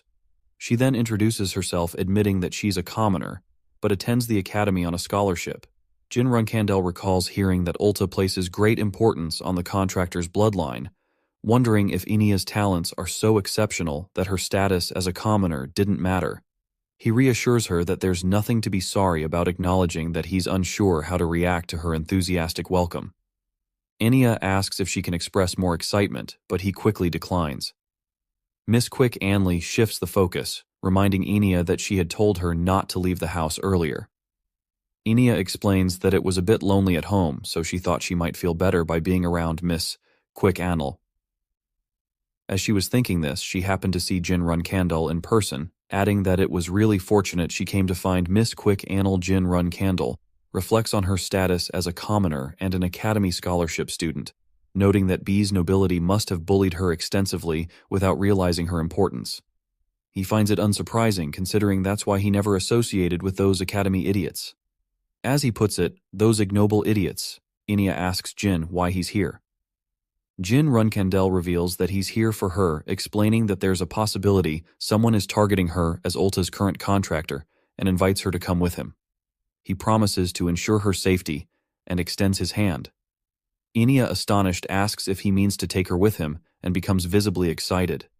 She exclaims that her prayers to the great Ulta are finally rewarded, expressing her devotion. Miss Quantel intervenes, telling her that's enough. Enya, however, remains eager, stating that she's ready to go, chanting, "All hail Ulta, all hail the god of time." Miss Quickle abruptly knocks her unconscious, remarking that she was worried Enya might not want to go, but clearly her concern was unfounded, seeing how enthusiastic she became after Jin's invitation. It seems like she'd follow him even into the Runkendel's underground prison. Jin Runkendel is confused, questioning her mention of an underground prison, stating that their clan doesn't have anything like that. Miss Quickle responds that there's no need to act like he doesn't know, adding that there's even a dragon there. Both Jin and Morin are taken aback, asking what she means, with Mirren collapsing onto the sofa unconscious. Miss Quickle observes his condition, noting that he couldn't even stay awake for a minute. Miss Quickle explains that her offer to help Jin isn't just because of her loyalty to Timur or concern for Anya's safety. The primary reason is because of the exhausted dragon who just fell over. She says Mirren hasn't yet realized how weak he's become, and she had withheld her criticism, but it's clear he's no longer strong enough to confront Veda if they need to fight. She offers to step in. Jin Runkandel asks if Veda is really that strong. Miss Quickle confirms that while Veda is indeed powerful, the issue is Mirren's weakened state. She mentions that her attack at sea, which would have been laughable to Morin 1,000 years ago, had a significant impact considering his current condition. She suggests that they need a place to stay until Veda arrives, offering her place as a refuge. Jin asks if he could request that favor. Miss Quickle says he can as long as he doesn't object, but cautions that he'll need to convince Mirren, who's bound to complain about staying at his ex's house. Jin Runkandel reflects on the silver dragon, realizing she's more thoughtful than he initially believed. He agrees to the arrangement, acknowledging that he'll need to handle Morin's reaction. Miss Quickle says, "Okay then." It's about time. Jin asks what she means. She explains that in about 10 seconds Anya will wake up, suggesting he carefully choose his words to explain the current situation to her. Jin is surprised, wondering how Anya could wake up so quickly after being knocked out, noting that even a trained martial artist wouldn't recover so rapidly. Just then Anya awakens, calling out to Serge. Miss Quickle remarks that there's a realm beyond logic or reasoning, indicating that Anya's recovery might be part of it, then leaves the explanation to him. After a while, Anya sits across from Jin Runkandel and asks him to confirm that there's a faction targeting the contractor of Tikkun, and that their next target might be her. She then says she believes it because it comes from Sir Jin, remarking that the idea of Scheme's adventures involving dragons and Sir Jin himself sounds somewhat romantic.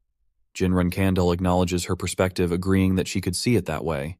Anya comments that it's always better to be optimistic and adds that, in any case, she'll need to prepare to move to Tikkun with her family. Anya asks when she should leave. Jin Runkandel suggests the sooner the better. She responds that she can get ready by tomorrow, mentioning that her family consists of her 7-year-old brother and an old dog named Poofy Jin, says that's manageable, urging her to start packing immediately. Miss Quickle advises her to go home and make preparations today, adding that she should leave before it gets too late. As she starts to leave, she says she'll see him tomorrow. Miss Quickle mentions that she'll need to make an excuse to the academy, suggesting that she is sick to avoid drawing suspicion. Jin agrees, noting that if they claim she's dropping out, it might provoke further inquiries. Miss Quickle concludes that now they just need to focus on dealing with Veda.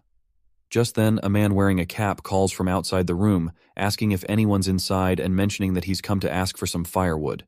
Miss Quickle finds this odd, pointing out that there's plenty of wood around, wondering why someone would come to ask for firewood. Jin Runkandel tells her to wait, asking if she really thinks they've come just for firewood. He then suggests that dragons might not all have such a laid-back attitude. He advises her that the person outside is likely from B's special forces, and then covers his face with a mask. Miss Quickle is taken aback, questioning why they would send special forces. Jin explains that it's probably because of Miss Anya, who has likely been monitoring this location, and now they're trying to identify the outsiders that Miss Quickle brought over. Jin Runkandel asks about the surveillance, wondering if they have the audacity to keep tabs on him. Miss Quickle opens the door and the cap-wearing man says she's inside. She quickly grabs him by the neck, demanding he state clearly if he's with Bement Special Forces. He protests, insisting he's not involved in anything like that. She asks who sent him. If he's not with the Special Forces, Raz enters the room explaining that he sent the man and asks Miss Quantel to release her grip, warning her that if she kills him, the Special Forces will come rushing in. She lets go, acknowledging that Raz is the boss, and declares that if she must kill someone, it might as well be him. She lunges toward Raz, ready to strike, saying that killing him might be the only thing that can calm her rage. Raz remains calm, asking if that would be enough to settle her anger. Miss Quantel wonders if she can blow off some steam, noting that Raz took a hit head-on and seems unaffected, indicating he's not just an ordinary member of B's Special Affairs Division. She observes his red mask, which is exclusive to the group leaders within Bement's Special Affairs Division, and the fact that he's a curved sword user. The combination of these traits leads her to conclude that he must be the Emperor's right-hand man. The leader of Group 3 in Beemont's Special Affairs Division, codenamed Raz. He's also recognized as a skilled swordsman among the Runcandles. Jin Runcandle considers that Raz is undoubtedly powerful, estimating that he's at least at an 8-star level based on the strength of his energy. He's glad he covered his face with Mu's rune. Miss Quantel remarks that Raz is quite good for a human, acknowledging his strength, despite her earlier attack. Raz apologizes if he offended Miss Quantel, explaining that they had no choice but to confirm the identity of her guests, who smuggled themselves into Bement. Now that they have confirmation, he says he's leaving. Miss Quantel is not impressed, retorting that he's just saying sorry, after rudely intruding into her space, pointing out, there's a limit to how arrogant someone can be. Raz casually picks up a box, mentioning that Miss Inia left the house quickly just now. He asks if Miss Quantel doesn't find it risky for Inia to be out so late at night alone. He warns her that if she chooses to fight him here, she might have the upper hand. But that could endanger Miss Inia if something were to happen to her during that time. He asks if she still wants to continue, implying that doing so could have severe consequences. Raz concludes that if she chooses not to escalate things, he'll let it go this time.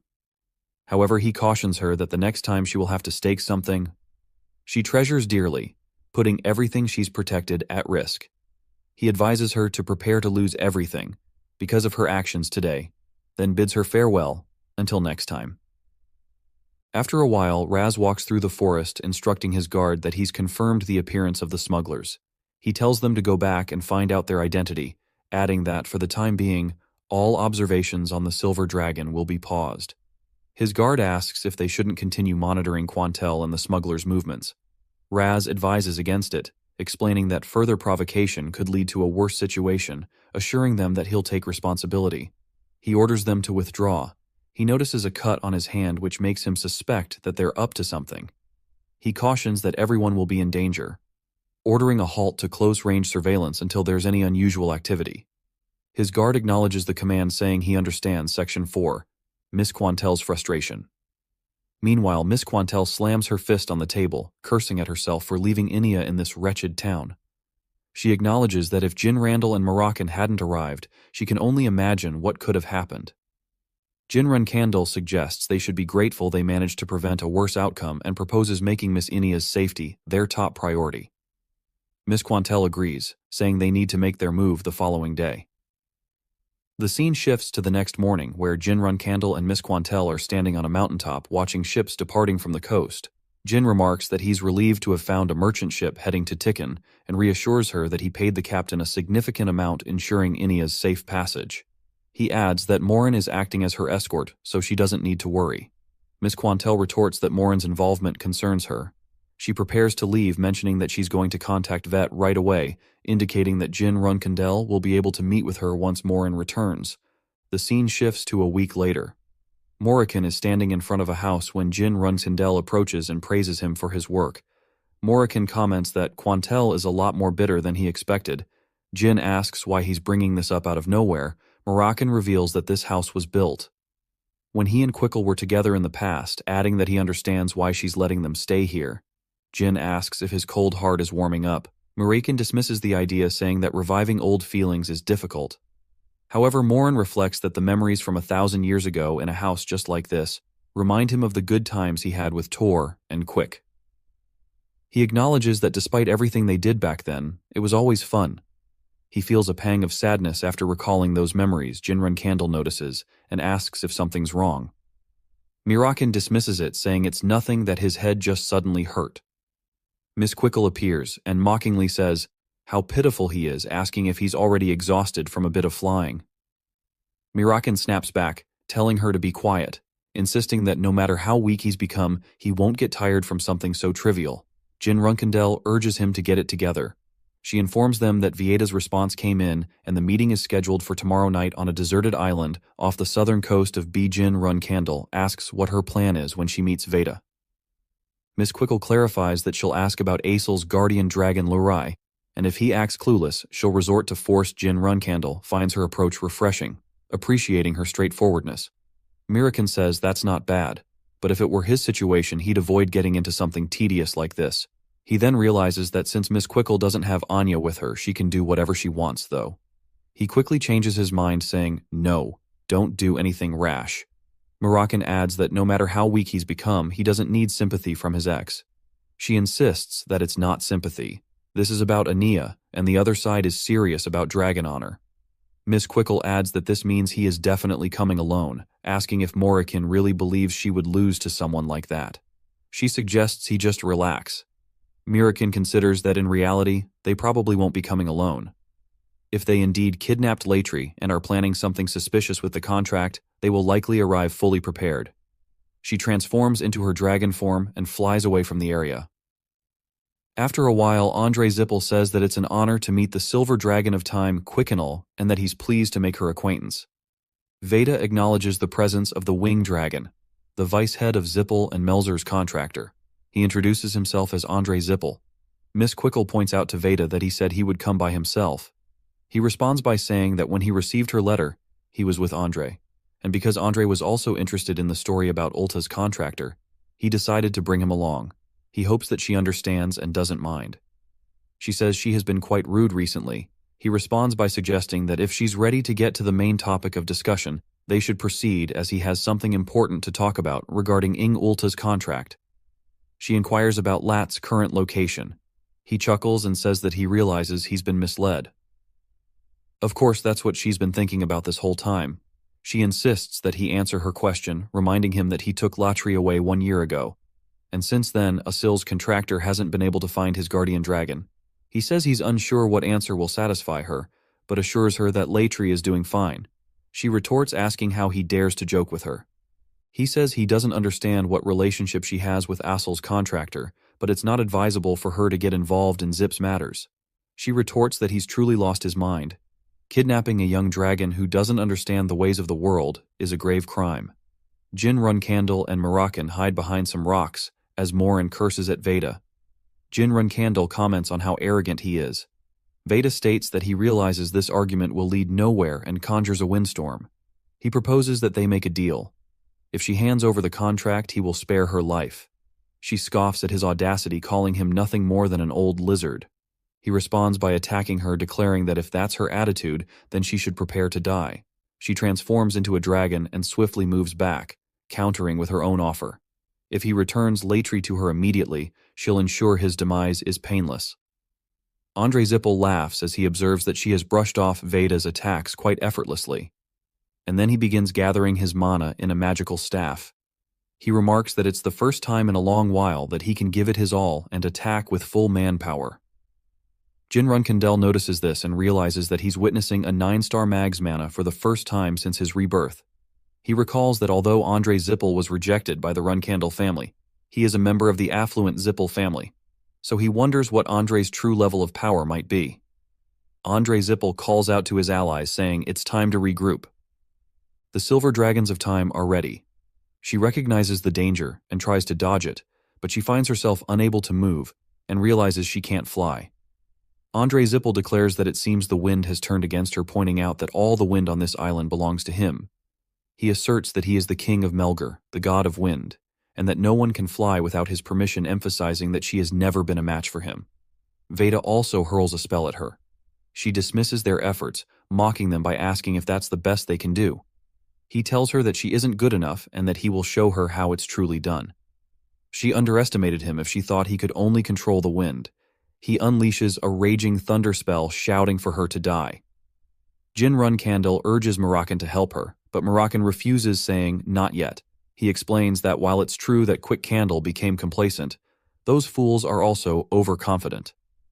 As the spell strikes, Quick Candle uses her power, and Jin Runcandle senses that time has stopped. She redirects Andre Zippel's attack, sending it in a different direction. Andre Zippel is shocked, exclaiming that the power to control time, even to halt magic, is something he hasn't seen in ages. Quick Candle vows to rip his obnoxious mouth apart. Andre Zippel remarks that she got incredibly angry after just one spell and orders him to launch the next attack.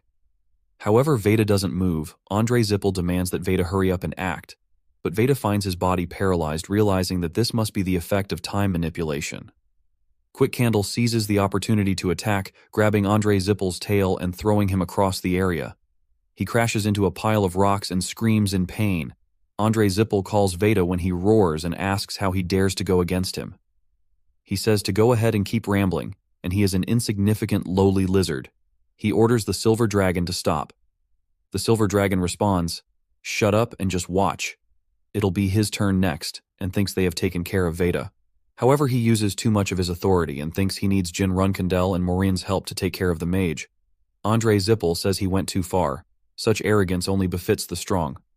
Morin asks if that is an original stone and says no way, it should have been destroyed already. He asks how he has it while looking at the monster of Andre Zippel. He explains that he was born as the silver dragon of time and lived as though he were the strongest, but he is mistaken. He says humans, dragons, and even gods in the end will all fall into the hands of the Zippel family. Meanwhile, the silver dragon commands him to stop denying it and accept it, roaring. Morin believes it's the origin stone. When danger falls upon the world, the gods created it as a safety measure to prevent the end of the world.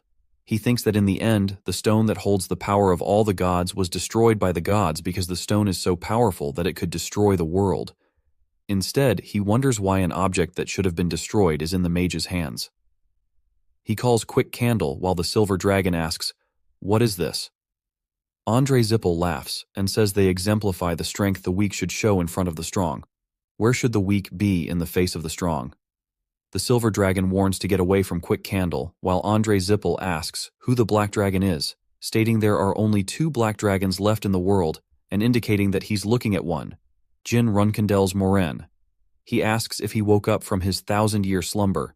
Then that means the boy next to him is his contractor, and he says he's the youngest one, the one who left the house not too long ago, Jin Runkandel. He says he came here with plans to take Ulta's contractor, but his meal has gotten bigger. Now, to be fair, he will wake up his friend who is sleeping. He says he shouldn't have saved his energy in the first place and says, he's sorry, old friend. While the black dragon says he thought he was really dead and abused him, saying it's been a while. The black dragon tells him to get lost. Veda says that although he has gotten weaker, his words are still as harsh. He says to go back to sleep. Mirren attacks him with the black dragon. He counterattacks and says it's good. He'd have been dispirited if he were too weak. He says, "Be happy, Moroccan. You're going to be recorded as the one who killed a legend," and says, "Stop kidding yourself, you're crazy." Andre Zippel asks if they will continue fighting and says he was going to go easy on him, but now that he has seen this face, he needs to kill him. He says, "That's right, I was also here." Jin Runkandel says that having a child interfere in this won't change anything, and he attacks Jin Runkandel. Veda counterattacks and says, "No dodge, kid." Jin Runkandel grabs her chain and breaks it along with breaking her mirror. She says he hasn't contacted her even once, but it seems like he has a tough situation on his hands. Their youngest Jin Runkandel, Andre Zippel, looks at her and thinks, if she is the white whale. She replies, "I am the vice patriarch of Zippel and his wind dragon." Saying, "Good, that's about the right level to call him over for." She asks the youngest brother if he was somehow holding on for that long against those opponents. She asks if he is hurt anywhere. Jin Runkandel says that he was actually almost getting close to his limit and thanks her for coming. She asks Andre Zippel if he is going to continue to act like a mute and says she would like him to explain what sort of business he has with his younger brother. Jin Runkandel thinks that her opponents were the vice patriarch of Zippel and the Wind Dragon, who had been resurrected using the artifact imbued with divine powers. He thinks it was an uncertain situation, even if his elder sister had come. But now he has started to feel assured. He thinks this battle is already over. Andre Zippel says they should stand back while Moroccan arrives there and grabs him. He looks at him and recognizes him as Moran, who says he's sorry because they had complete control over the wind and he hasn't been able to stop them. He says, "Anyway, I've got a good sister. If she had come even a brief moment later, we would have been done for." Jin Runkandel says they survived thanks to him and says he certainly didn't expect this. He thinks the white whale would appear, but with this one thing has become certain. Andre Zippel says he has broken their oath with Zippel and says Lunar Runkandel, his sibling, used magic, and says Zippel will not overlook this easily. She says she sees it, but doesn't worry because the truth will never reach his clan. Andre Zippel questions how she dares to act beyond her place, and his monster roars at her. She attacks him and knocks him out. She says all the Zippel she has met were all talk, and it looks like the Vice Patriarch is no different. She asks Veda if he is going to remain in his true form, and says it's better for him since there are more places to cut. Veda transforms into a human, and Andre Zippel calls him. He says he understands and holds his magical spear. He thinks that power is not magic, it's similar to authority, and also bears similarity with the energy of demons, which is why the wind dragon is going all out. She says it looks like he needs some time to properly use that artifact. He says seeing the absolute state of the vice-patriarch of Zippel and the wind dragon relying on that crude device, he asks, does he truly think something like that could save him? Veda says she's an insignificant wench and attacks her, asking what she thinks she knows to run her mouth like that. She counterattacks, and they try to defeat each other while attacking again and again. Veda gets hurt. She says in the end this was the limit of his powers and that it looks like he doesn't have anything else to show her. So she'll end this quickly. She uses Jin Runcandle's third final strike, Meteor Shower, to attack him. Jin Runcandle says, in other words, that their clan's swordsmanship is like that of a conqueror. Destructive and relentless competition attainment and relish the mind of Runcandle is imbued within the sword as a whole. He explains that for that reason, the swords of Runcandle have no such thing as sword forms. They are designed only to kill the enemy.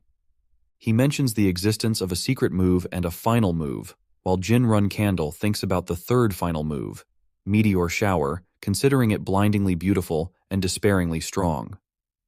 When White Whale attacks Veda, asks Andre Zippel if he is all right, and he tells her to come to her senses. Andre Zippel questions if this makes any sense, mentioning that she's not displaying the authority of a god through a contract or using an ancient artifact. He wonders how something like this could be possible with the strength of a mere human. Meanwhile, Veda says he just needs to survive. If he can survive, there's still a chance to win. With the magical Godstone, they'll be able to turn this situation around. He says even if he dies protecting him, he'd just have to bring him back to life with that. He thinks, right, it's not over yet. So long as I have this magical Godstone, I won't die. So long as I have this, I'm a god. She says she still has much more to go until she reaches her father's sword. While standing near the broken wing of Veda, she thinks, this much should be good study material and it'll provoke him as well. He thinks that if she doesn't reach her father's sword, even in the end, the youngest will learn this. While a monster appears behind her, she says, now this is hurting my pride a bit, and I'll get a bit annoyed if he acts this persistently in front of my brother. She attacks the monster. Jin Runcandle asks what that is, and Morin says it's for certain.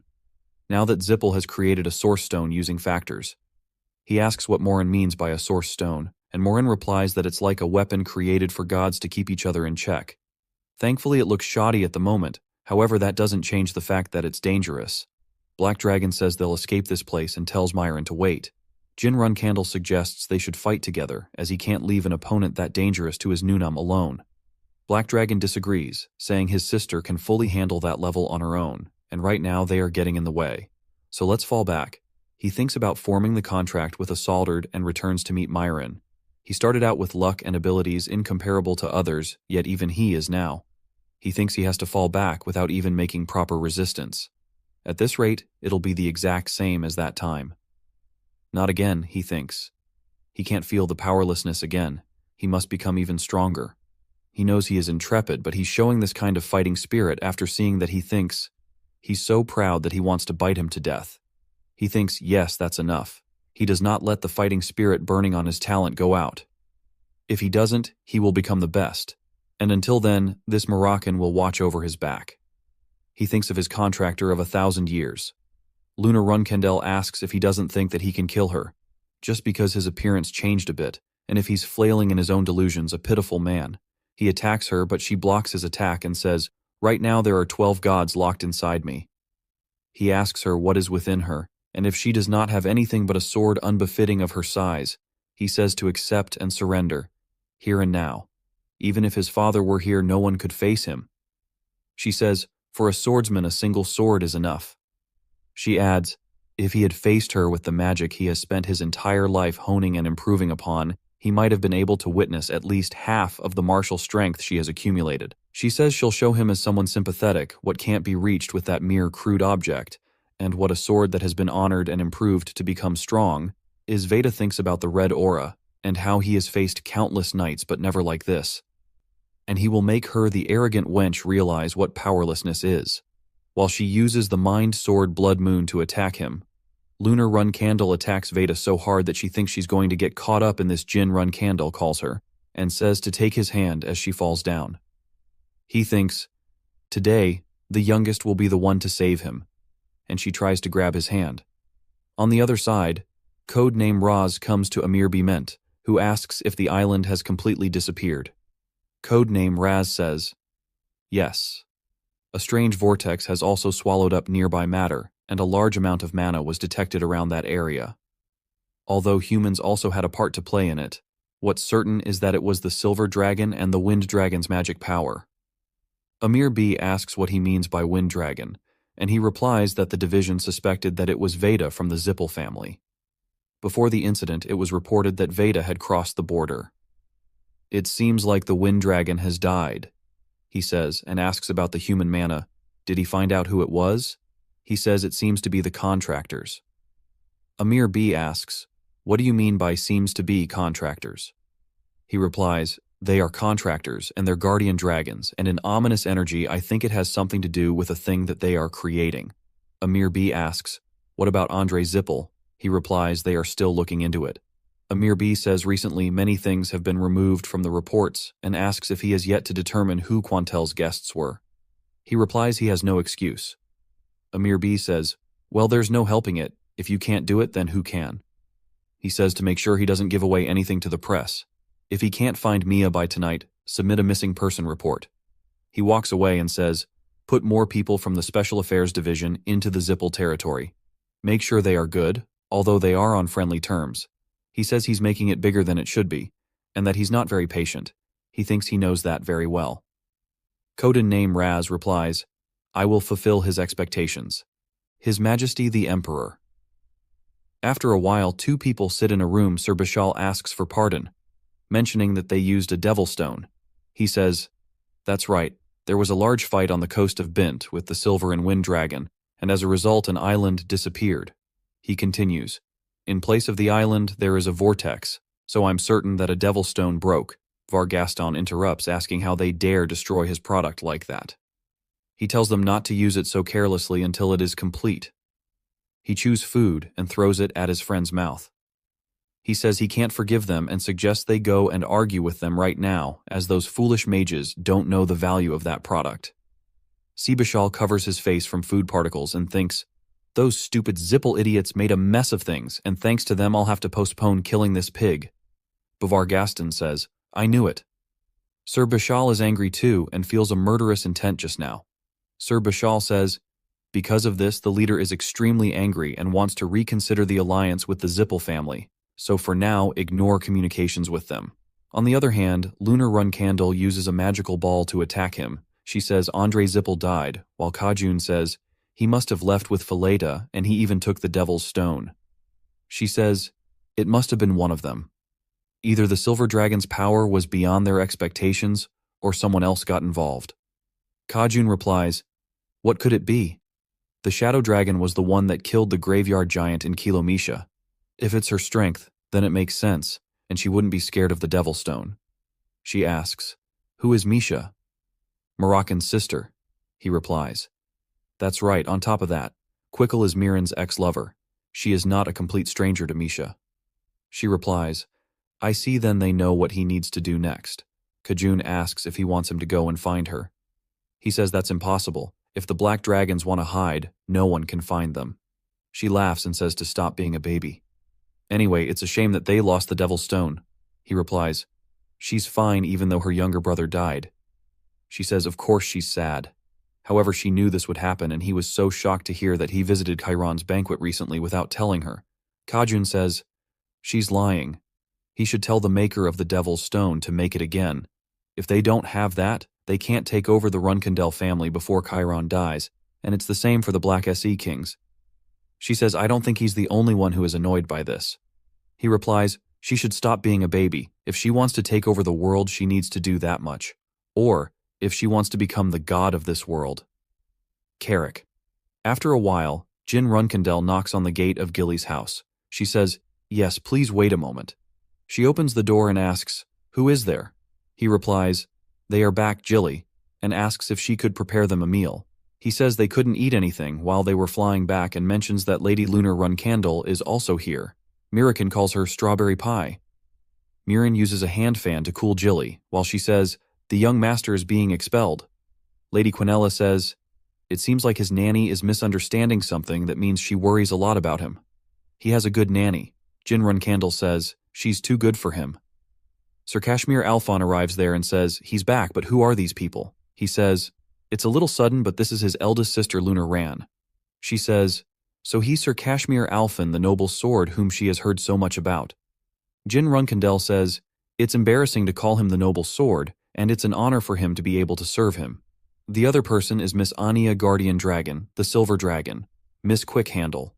Sir Kashmir Alphon thinks of another dragon and greets her. He says, "He's Kashmir Alphon, the head of the Seven Colors and young master, Jin Runcandle's acquaintance." He thinks he can't make a mistake like last time. Meanwhile, Jin Runcandle apologizes, acknowledging that he did something discourteous without informing him in advance.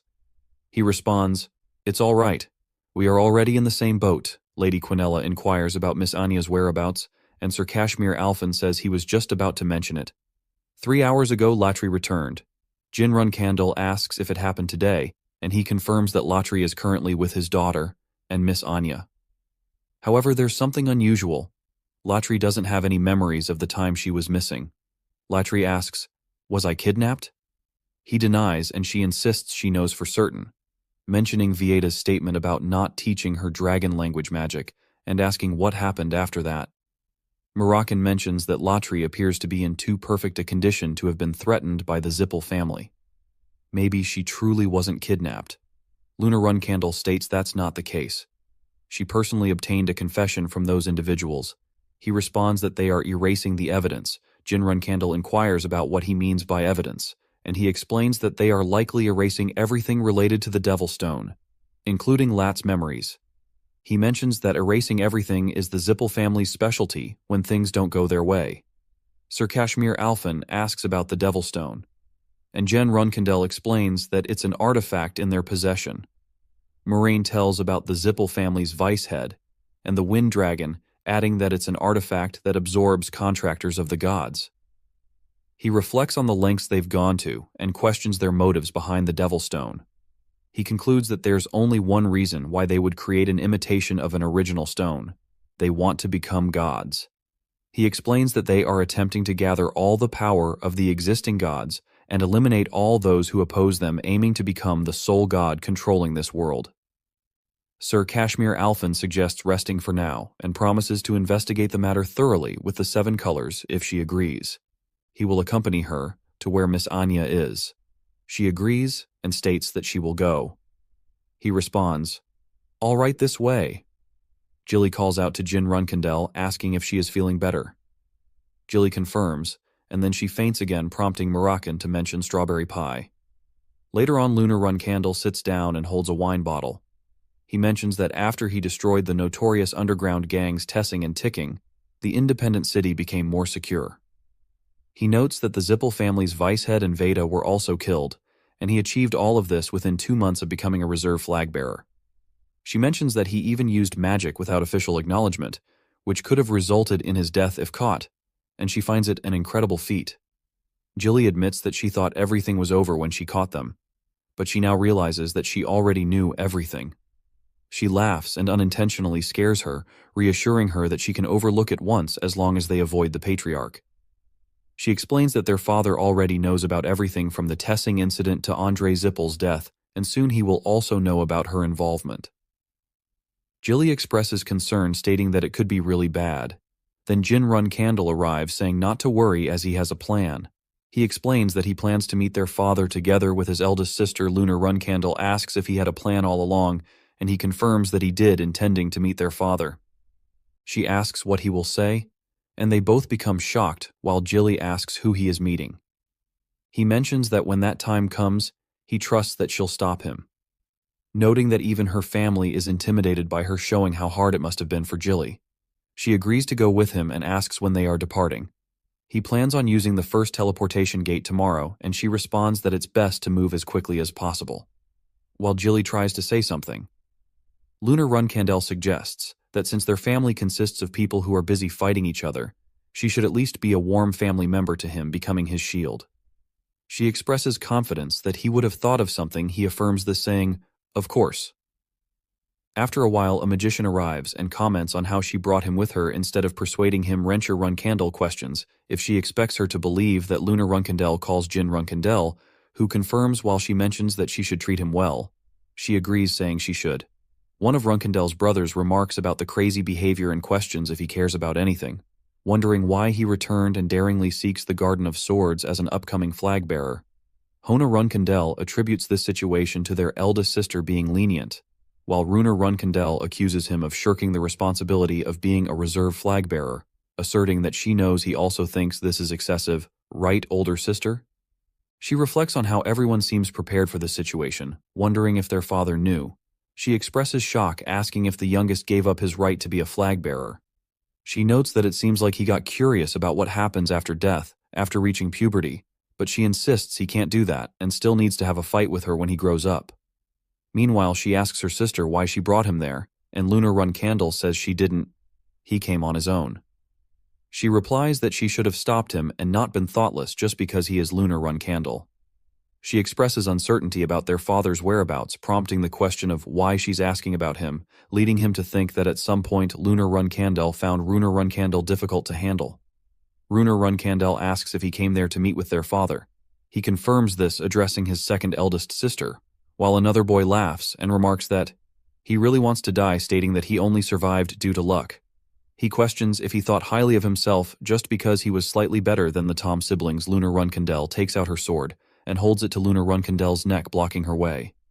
She declares that from that moment on, the first flag bearer is to discard her weapon, stating that this is a strict order from the patriarch. She reminds the reserve flag bearer that their father asked for him to come alone, and if Luna Runkandel doesn't comply, she won't go either. She emphasizes that this is her last chance, citing it as an order from the patriarch, so she must discard her weapon. She warns that resistance will result in her being killed. Jin Runkandel assures his eldest sister not to worry as they all prepare for a confrontation. She then looks back at him. Jin Runkandel, speaking as a member of the Runkandel family and not just as his father's son, mentions that he has come to tell him something and assures him that nothing bad will happen. She responds, telling him to go ahead as he enters the castle. Jin Runkandel reflects on how his other siblings don't know their father very well, acknowledging that, although it's against the rules for a reserve flag bearer to come home, he doesn't think their father cares about the rules. He believes that if he gives him a chance to explain like he did last time, recalling when his father placed a hand on his head and said, "That was a good question," he will keep a close eye on him from now on. Jin Runkandel believes there won't be any problem as he reaches the study room door and knocks.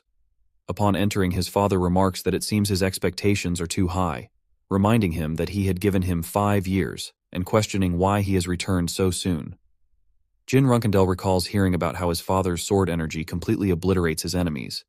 He notes that his father also wields a sword made from aura and might be intentionally demonstrating what will happen if he uses his sword, realizing that his father may not be as powerful as he had thought. His father asserts that he won't ask him twice and inquires about the reason for his son's visit.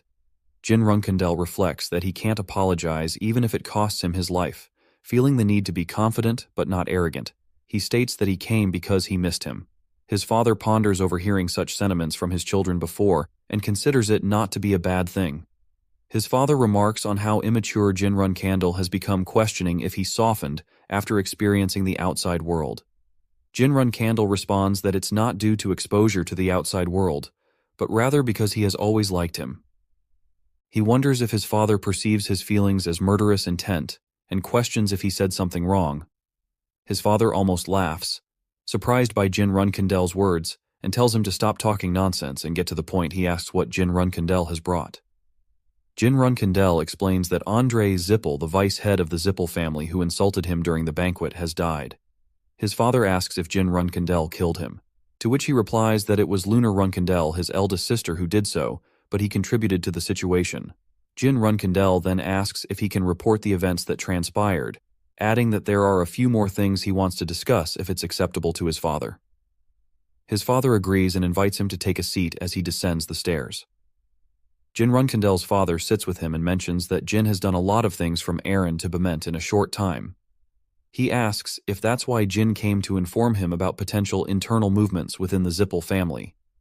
Due to the death of their second-in-command, Jin responds that Andre Zippel wasn't the true second-in-command, acknowledging his eldest sister's strength, but pointing out that Andre, as the vice head of the only family capable of overpowering Runkandel, was lacking. His father agrees, noting that Andre Zippel was indeed just the vice head, not the second-in-command. He mentions that there's someone else in power after Kel, but he can't disclose further information about it to him. Meanwhile, Jin Runkandel expresses gratitude for confirming his suspicion, mentioning that his father hasn't been informed of the most crucial fact yet. His father inquires about this fact, and Jin responds that they utilized a peculiar artifact. His father seeks clarification on what he means by an artifact, and Jin confirms that it's the Devil Stone, as referred to by Andre Zippel. Jin explains that based on the information he gathered, it's a replica of the Origin Stone, an object crafted by the gods long ago. His father then asks about the Origin Stone and whether Moroccan has explained it. Jin confirms that he knows about it and also knows that his father can use mana. His father asks if Jin thinks he can conceal this information. Jin acknowledges that he assumed his father would know, but didn't realize his father also knew about Moroccan. His father chuckles and mentions that what he said about Moroccan was an educated guess, which he later confirmed independently. He then asks who Butterful Runkandel is and laughs, remarking on how they've reduced the Great Black Dragon to a mere cat finding amusement in the situation. Continuing, his father acknowledges the significance of the information about the imitation of the Origin Stone that Jin has acquired, and suggests that he should also discuss this with Lunar Runkandel.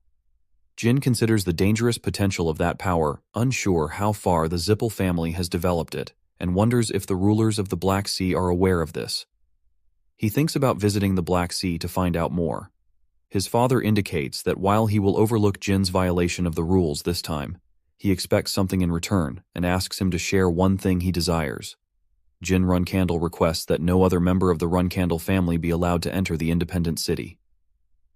Tikkun for a while. His father inquires about the place he has secretly settled in, and Jin Runkandel confirms it's Tikkun. He agrees to the condition but mentions that he must pass a test given by the hidden master of Tikkun, the noble sword Kashmir Alphen, to prove his allegiance. Jin adds that if he succeeds, he won't permit any other Runkandel family member to enter Tikkun without his permission. His father sets a 1-year time limit to see if he can prove his worth and acquire the trust of Kashmir, who had previously declined the position of a Runkandel teacher. Kashmir Alphen arrives and concurs with the decision, and his father confirms that's how it will be done.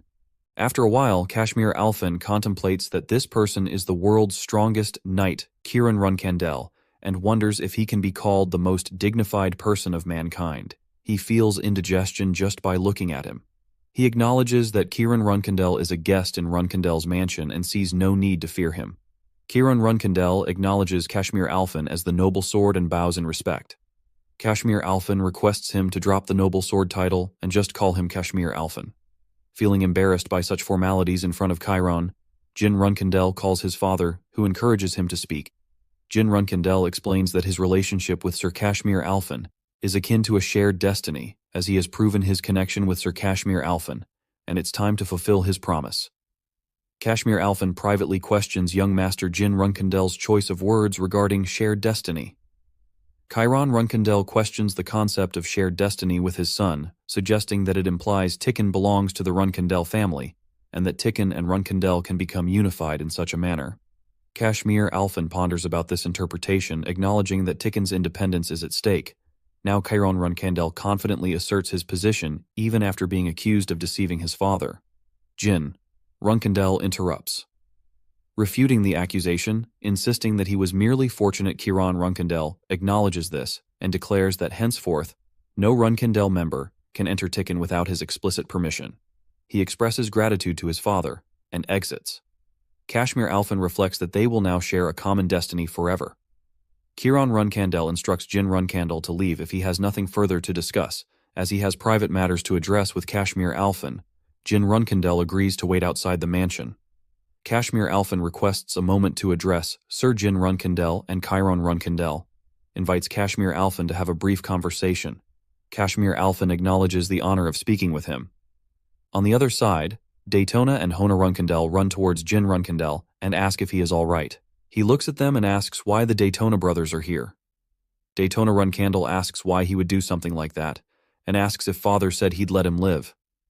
Jin Runkandel thinks it seems like they were hiding in some corner since the mood was sour and asks if they could please do him a favor. They ask what favor he needs and he replies, "It's nothing serious." The cadets in his faction, they know to take care of them until he gets back. Daytona Runkandel asks, "Wait, what does he mean by his faction?" He says, "Wait, never mind. Is he all right?" He walks away and asks when the brothers ever get worried for him. Anyway, he's counting on them. Daytona Runkandel says the same as always, that he's carefree after meeting Father and Daytoner. Runkandel agrees with him, saying as always, he's a bit scary. While they both look at him, Runkandel leaves the palace where he calls another brother. He says he thinks he needs to head over to Father because he has a few questions about that day. Mayu Runkandel calls out to him, questioning if he's disregarding the current situation and accusing him of ignoring them. He apologizes, stating that the issue is important. Making it challenging for him to discuss, Mayu Runkandel demands to know how he can act in such a way. Kashmir Alphen states that this is where he was, and Jin Runkandel asks if his talk went well. Kamir Alphen confirms that yes, it went well. Much to his relief, Mayu Runkandel questions what he's doing. Noting that he entered a while ago and asking how he dares to stand in Runkandel's garden, Runia Runkandel intervenes, instructing them to stop as it seems like the head has finished what he needs to do. She then puts her sword back, indicating that they no longer need to take things further. Jin Runkandel expresses gratitude, thanking his eldest sister for her hard work, and stating that he's always indebted to her. Luna Runkandel reassures him that it's fine, and that he just needs to thank her. He replies by thanking her for helping him. Luna Runkandel inquires if he is leaving now, to which he affirms that yes, he's planning on putting his all into training for a while. She bids him to take care, and he responds by saying that he'll see her again, along with his eldest sister and older brothers, 1 month later. The scene shifts to the underground training hall in Kashmir Allen's mansion, where Kashmir Alphen reflects that in the 30th spar between Jin Runkandel and Alicia Badger, Jin Runkandel suffered his 30th defeat. Jin Runkandel requests one more chance, expressing his desire for a 31st attempt. In the year 1795, at the beginning of August, the Zippel family officially announces the deaths of Anor and Veda. However, since they didn't disclose the cause of their deaths, numerous rumors began to circulate. There were rumors suggesting they were killed due to internal political strife, while others claimed they died in a conflict with a cold group. Another rumor mentioned their murder as a result of upsetting the Emperor of Bement. However, the most credible rumor was their demise in a confrontation with the Runkandel family.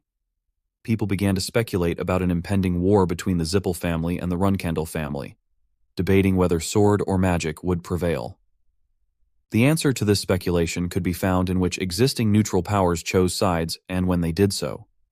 Meanwhile, an individual with yellow hair reports that today, the prince from the CH Kingdom and 5 second-grade mercenary groups have requested support and sent gifts. Kashmir Alphen instructs to return the gifts and accept the requests, also providing a decent sword to the Churn Kingdom and ensuring the prince ascends to the throne.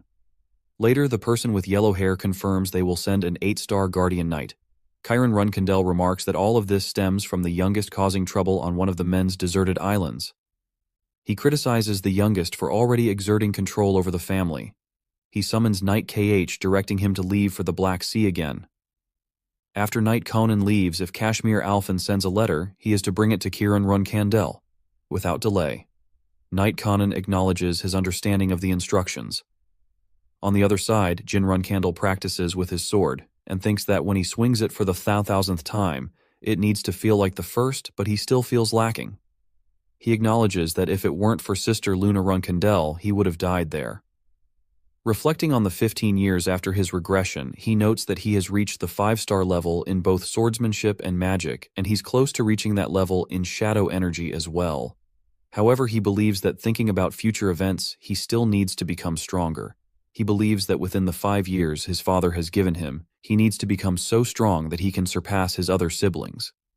Kashmir Alphen intervenes, asking the young master to stop, and advising that if he continues like this every day, even with the gifted physique of the Runkandel family, he'll be left with nothing.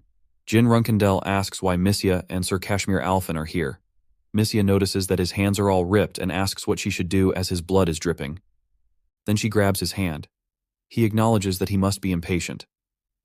Kashmir Alphen comments that although there will be no one at his age who can match him, his future opponents won't be normal either. Jin Runkandel being impatient is the biggest poison. He explains that, in the end, it'll make him backtrack on the path he's walking. Jin Runkandel admits that he's ashamed and knows that too, but it's not easy. Missa uses her healing magic to heal his hands. Kashmir Alphen reassures him that it's not something to be ashamed of since he's completing an amount of training that no one can do in a day. Rather, it's amazing. He suggests changing his training to something that will calm him down. Jin Runkandel asks for training that'll calm him down, and Kashmir Alphen replies that it's sparring with someone much stronger than him. Jin Runkandel asks if Kashmir Alphen is talking about himself. Kashmir Alphen responds by asking what Jin Runkandel thinks. Even though he has recently been showing his lacking side, he takes out his sword, breaks a wall, and introduces himself as the noble sword, Kashmir Alphen. He suggests sparring when Jin Runkandel is able to deflect that, and for now he should be satisfied with sparring with Tick's strongest guard, Alicia Badger. Alicia Badger arrives and mentions that it's been a while since she has seen her husband's sword. Kashmir Alphen sets a goal of defeating her within 6 months, using all of his skills in swordsmanship magic and shadow energy. Julia asks her mother if she is going to fight with brother Jin Runkandel, to which her mother responds that they are not fighting but solidifying their friendship. Julia inquires about what that means and expresses her dislike for fighting. Her mother then asks Julia whom she would cheer for if she and brother Jin Runkandel really needed to fight, and Julia replies that she would cheer for brother Jin Runkandel. Of course, her mother questions what's going on and tells Julia that she needs to be on mommy's side at times like this. Meanwhile, Jin Runkandel reflects that excluding her physical ability, Alicia Badger doesn't appear that strong. Julia states that her brother Jin Runkandel is weak, and mommy said that she always has to be on the side that's weaker and try harder. Alicia Badger laughs and assures them not to mind noting that her daughter can't lie. Jin Runkandel responds that it's fine. Alicia Badger then suggests setting their sparring time after she finishes work and dinner every day for 6 months. Jin Runkandel questions what she means by every day and expresses concern that he's taking up too much of her time. Alicia Badger laughs again and reassures him not to worry since it'll go by quickly. 2 days later, the scene shifts to Jin Runkandel and Alicia Badger preparing for their fight. He considers whether she is a skilled fighter. She begins by stating that she has something to say before they start. She used to work for B's Special Affairs Division, and in this fight she won't hold back, so he shouldn't be discouraged, even if he loses. Jin Runkandel reflects on the 6-month training period, realizing there was a purpose behind it, and resolves not to be careless. As Alicia Badger rushes to punch him, Jin Runkandel almost smashes into a wall but manages to block her attack. He then transforms into his monstrous form, drawing his sword and launching an attack. But Alicia Badger evades it skillfully. He asks if she needs to call a medic, and she confirms, then punches him, sending him flying through the air. Alicia Badger expresses surprise that she managed to attack twice on the first day, noting that she didn't exert much force in her initial attack. She asks if Jin Runkandel was attempting to weaken the ground before their spar. Jin Runkandel confirms this, saying she realized his tactic toward the end. She inquires about the light during their fight, identifying it as the magic she had never seen before. Jin Runkandel explains it as an ancient spell called Flash Veil, which he coated his sword with before they began. However, he acknowledges that such tricks may not be effective. Alicia Badger questions his use of the term tricks, suggesting they are more accurately termed strategies. She reflects that Jin Runkandel's ability to defeat stronger opponents is likely not solely due to luck. He reflects that the opportunity and change were created through detailed calculations and predictions, and he could appreciate it because he used it during a spar. However, if it had been an actual fight, he could vividly imagine the faces of his opponents. This is the first time he has suffered a complete loss in this life. Despite using every tactic possible, he wonders if it's because she's from B-Men, Special Affairs Division. To defeat her in 6 months, he'll have to go up against her consistently during that time. He finds this prospect exciting while Kashmir Alphen writes down a letter. 1 month later, on the 22nd of September 1795, in an unprotected area on the continent's east known as the Black Sea, Night Khan defeats a monster. He bows down in front of Kiran Runkandel and introduces himself as Guardian Night Khan. He presents Kashmir Alphen's letter, which arrived 10 days ago. Kiran Runkandel takes the letter, opens it, and begins reading it aloud.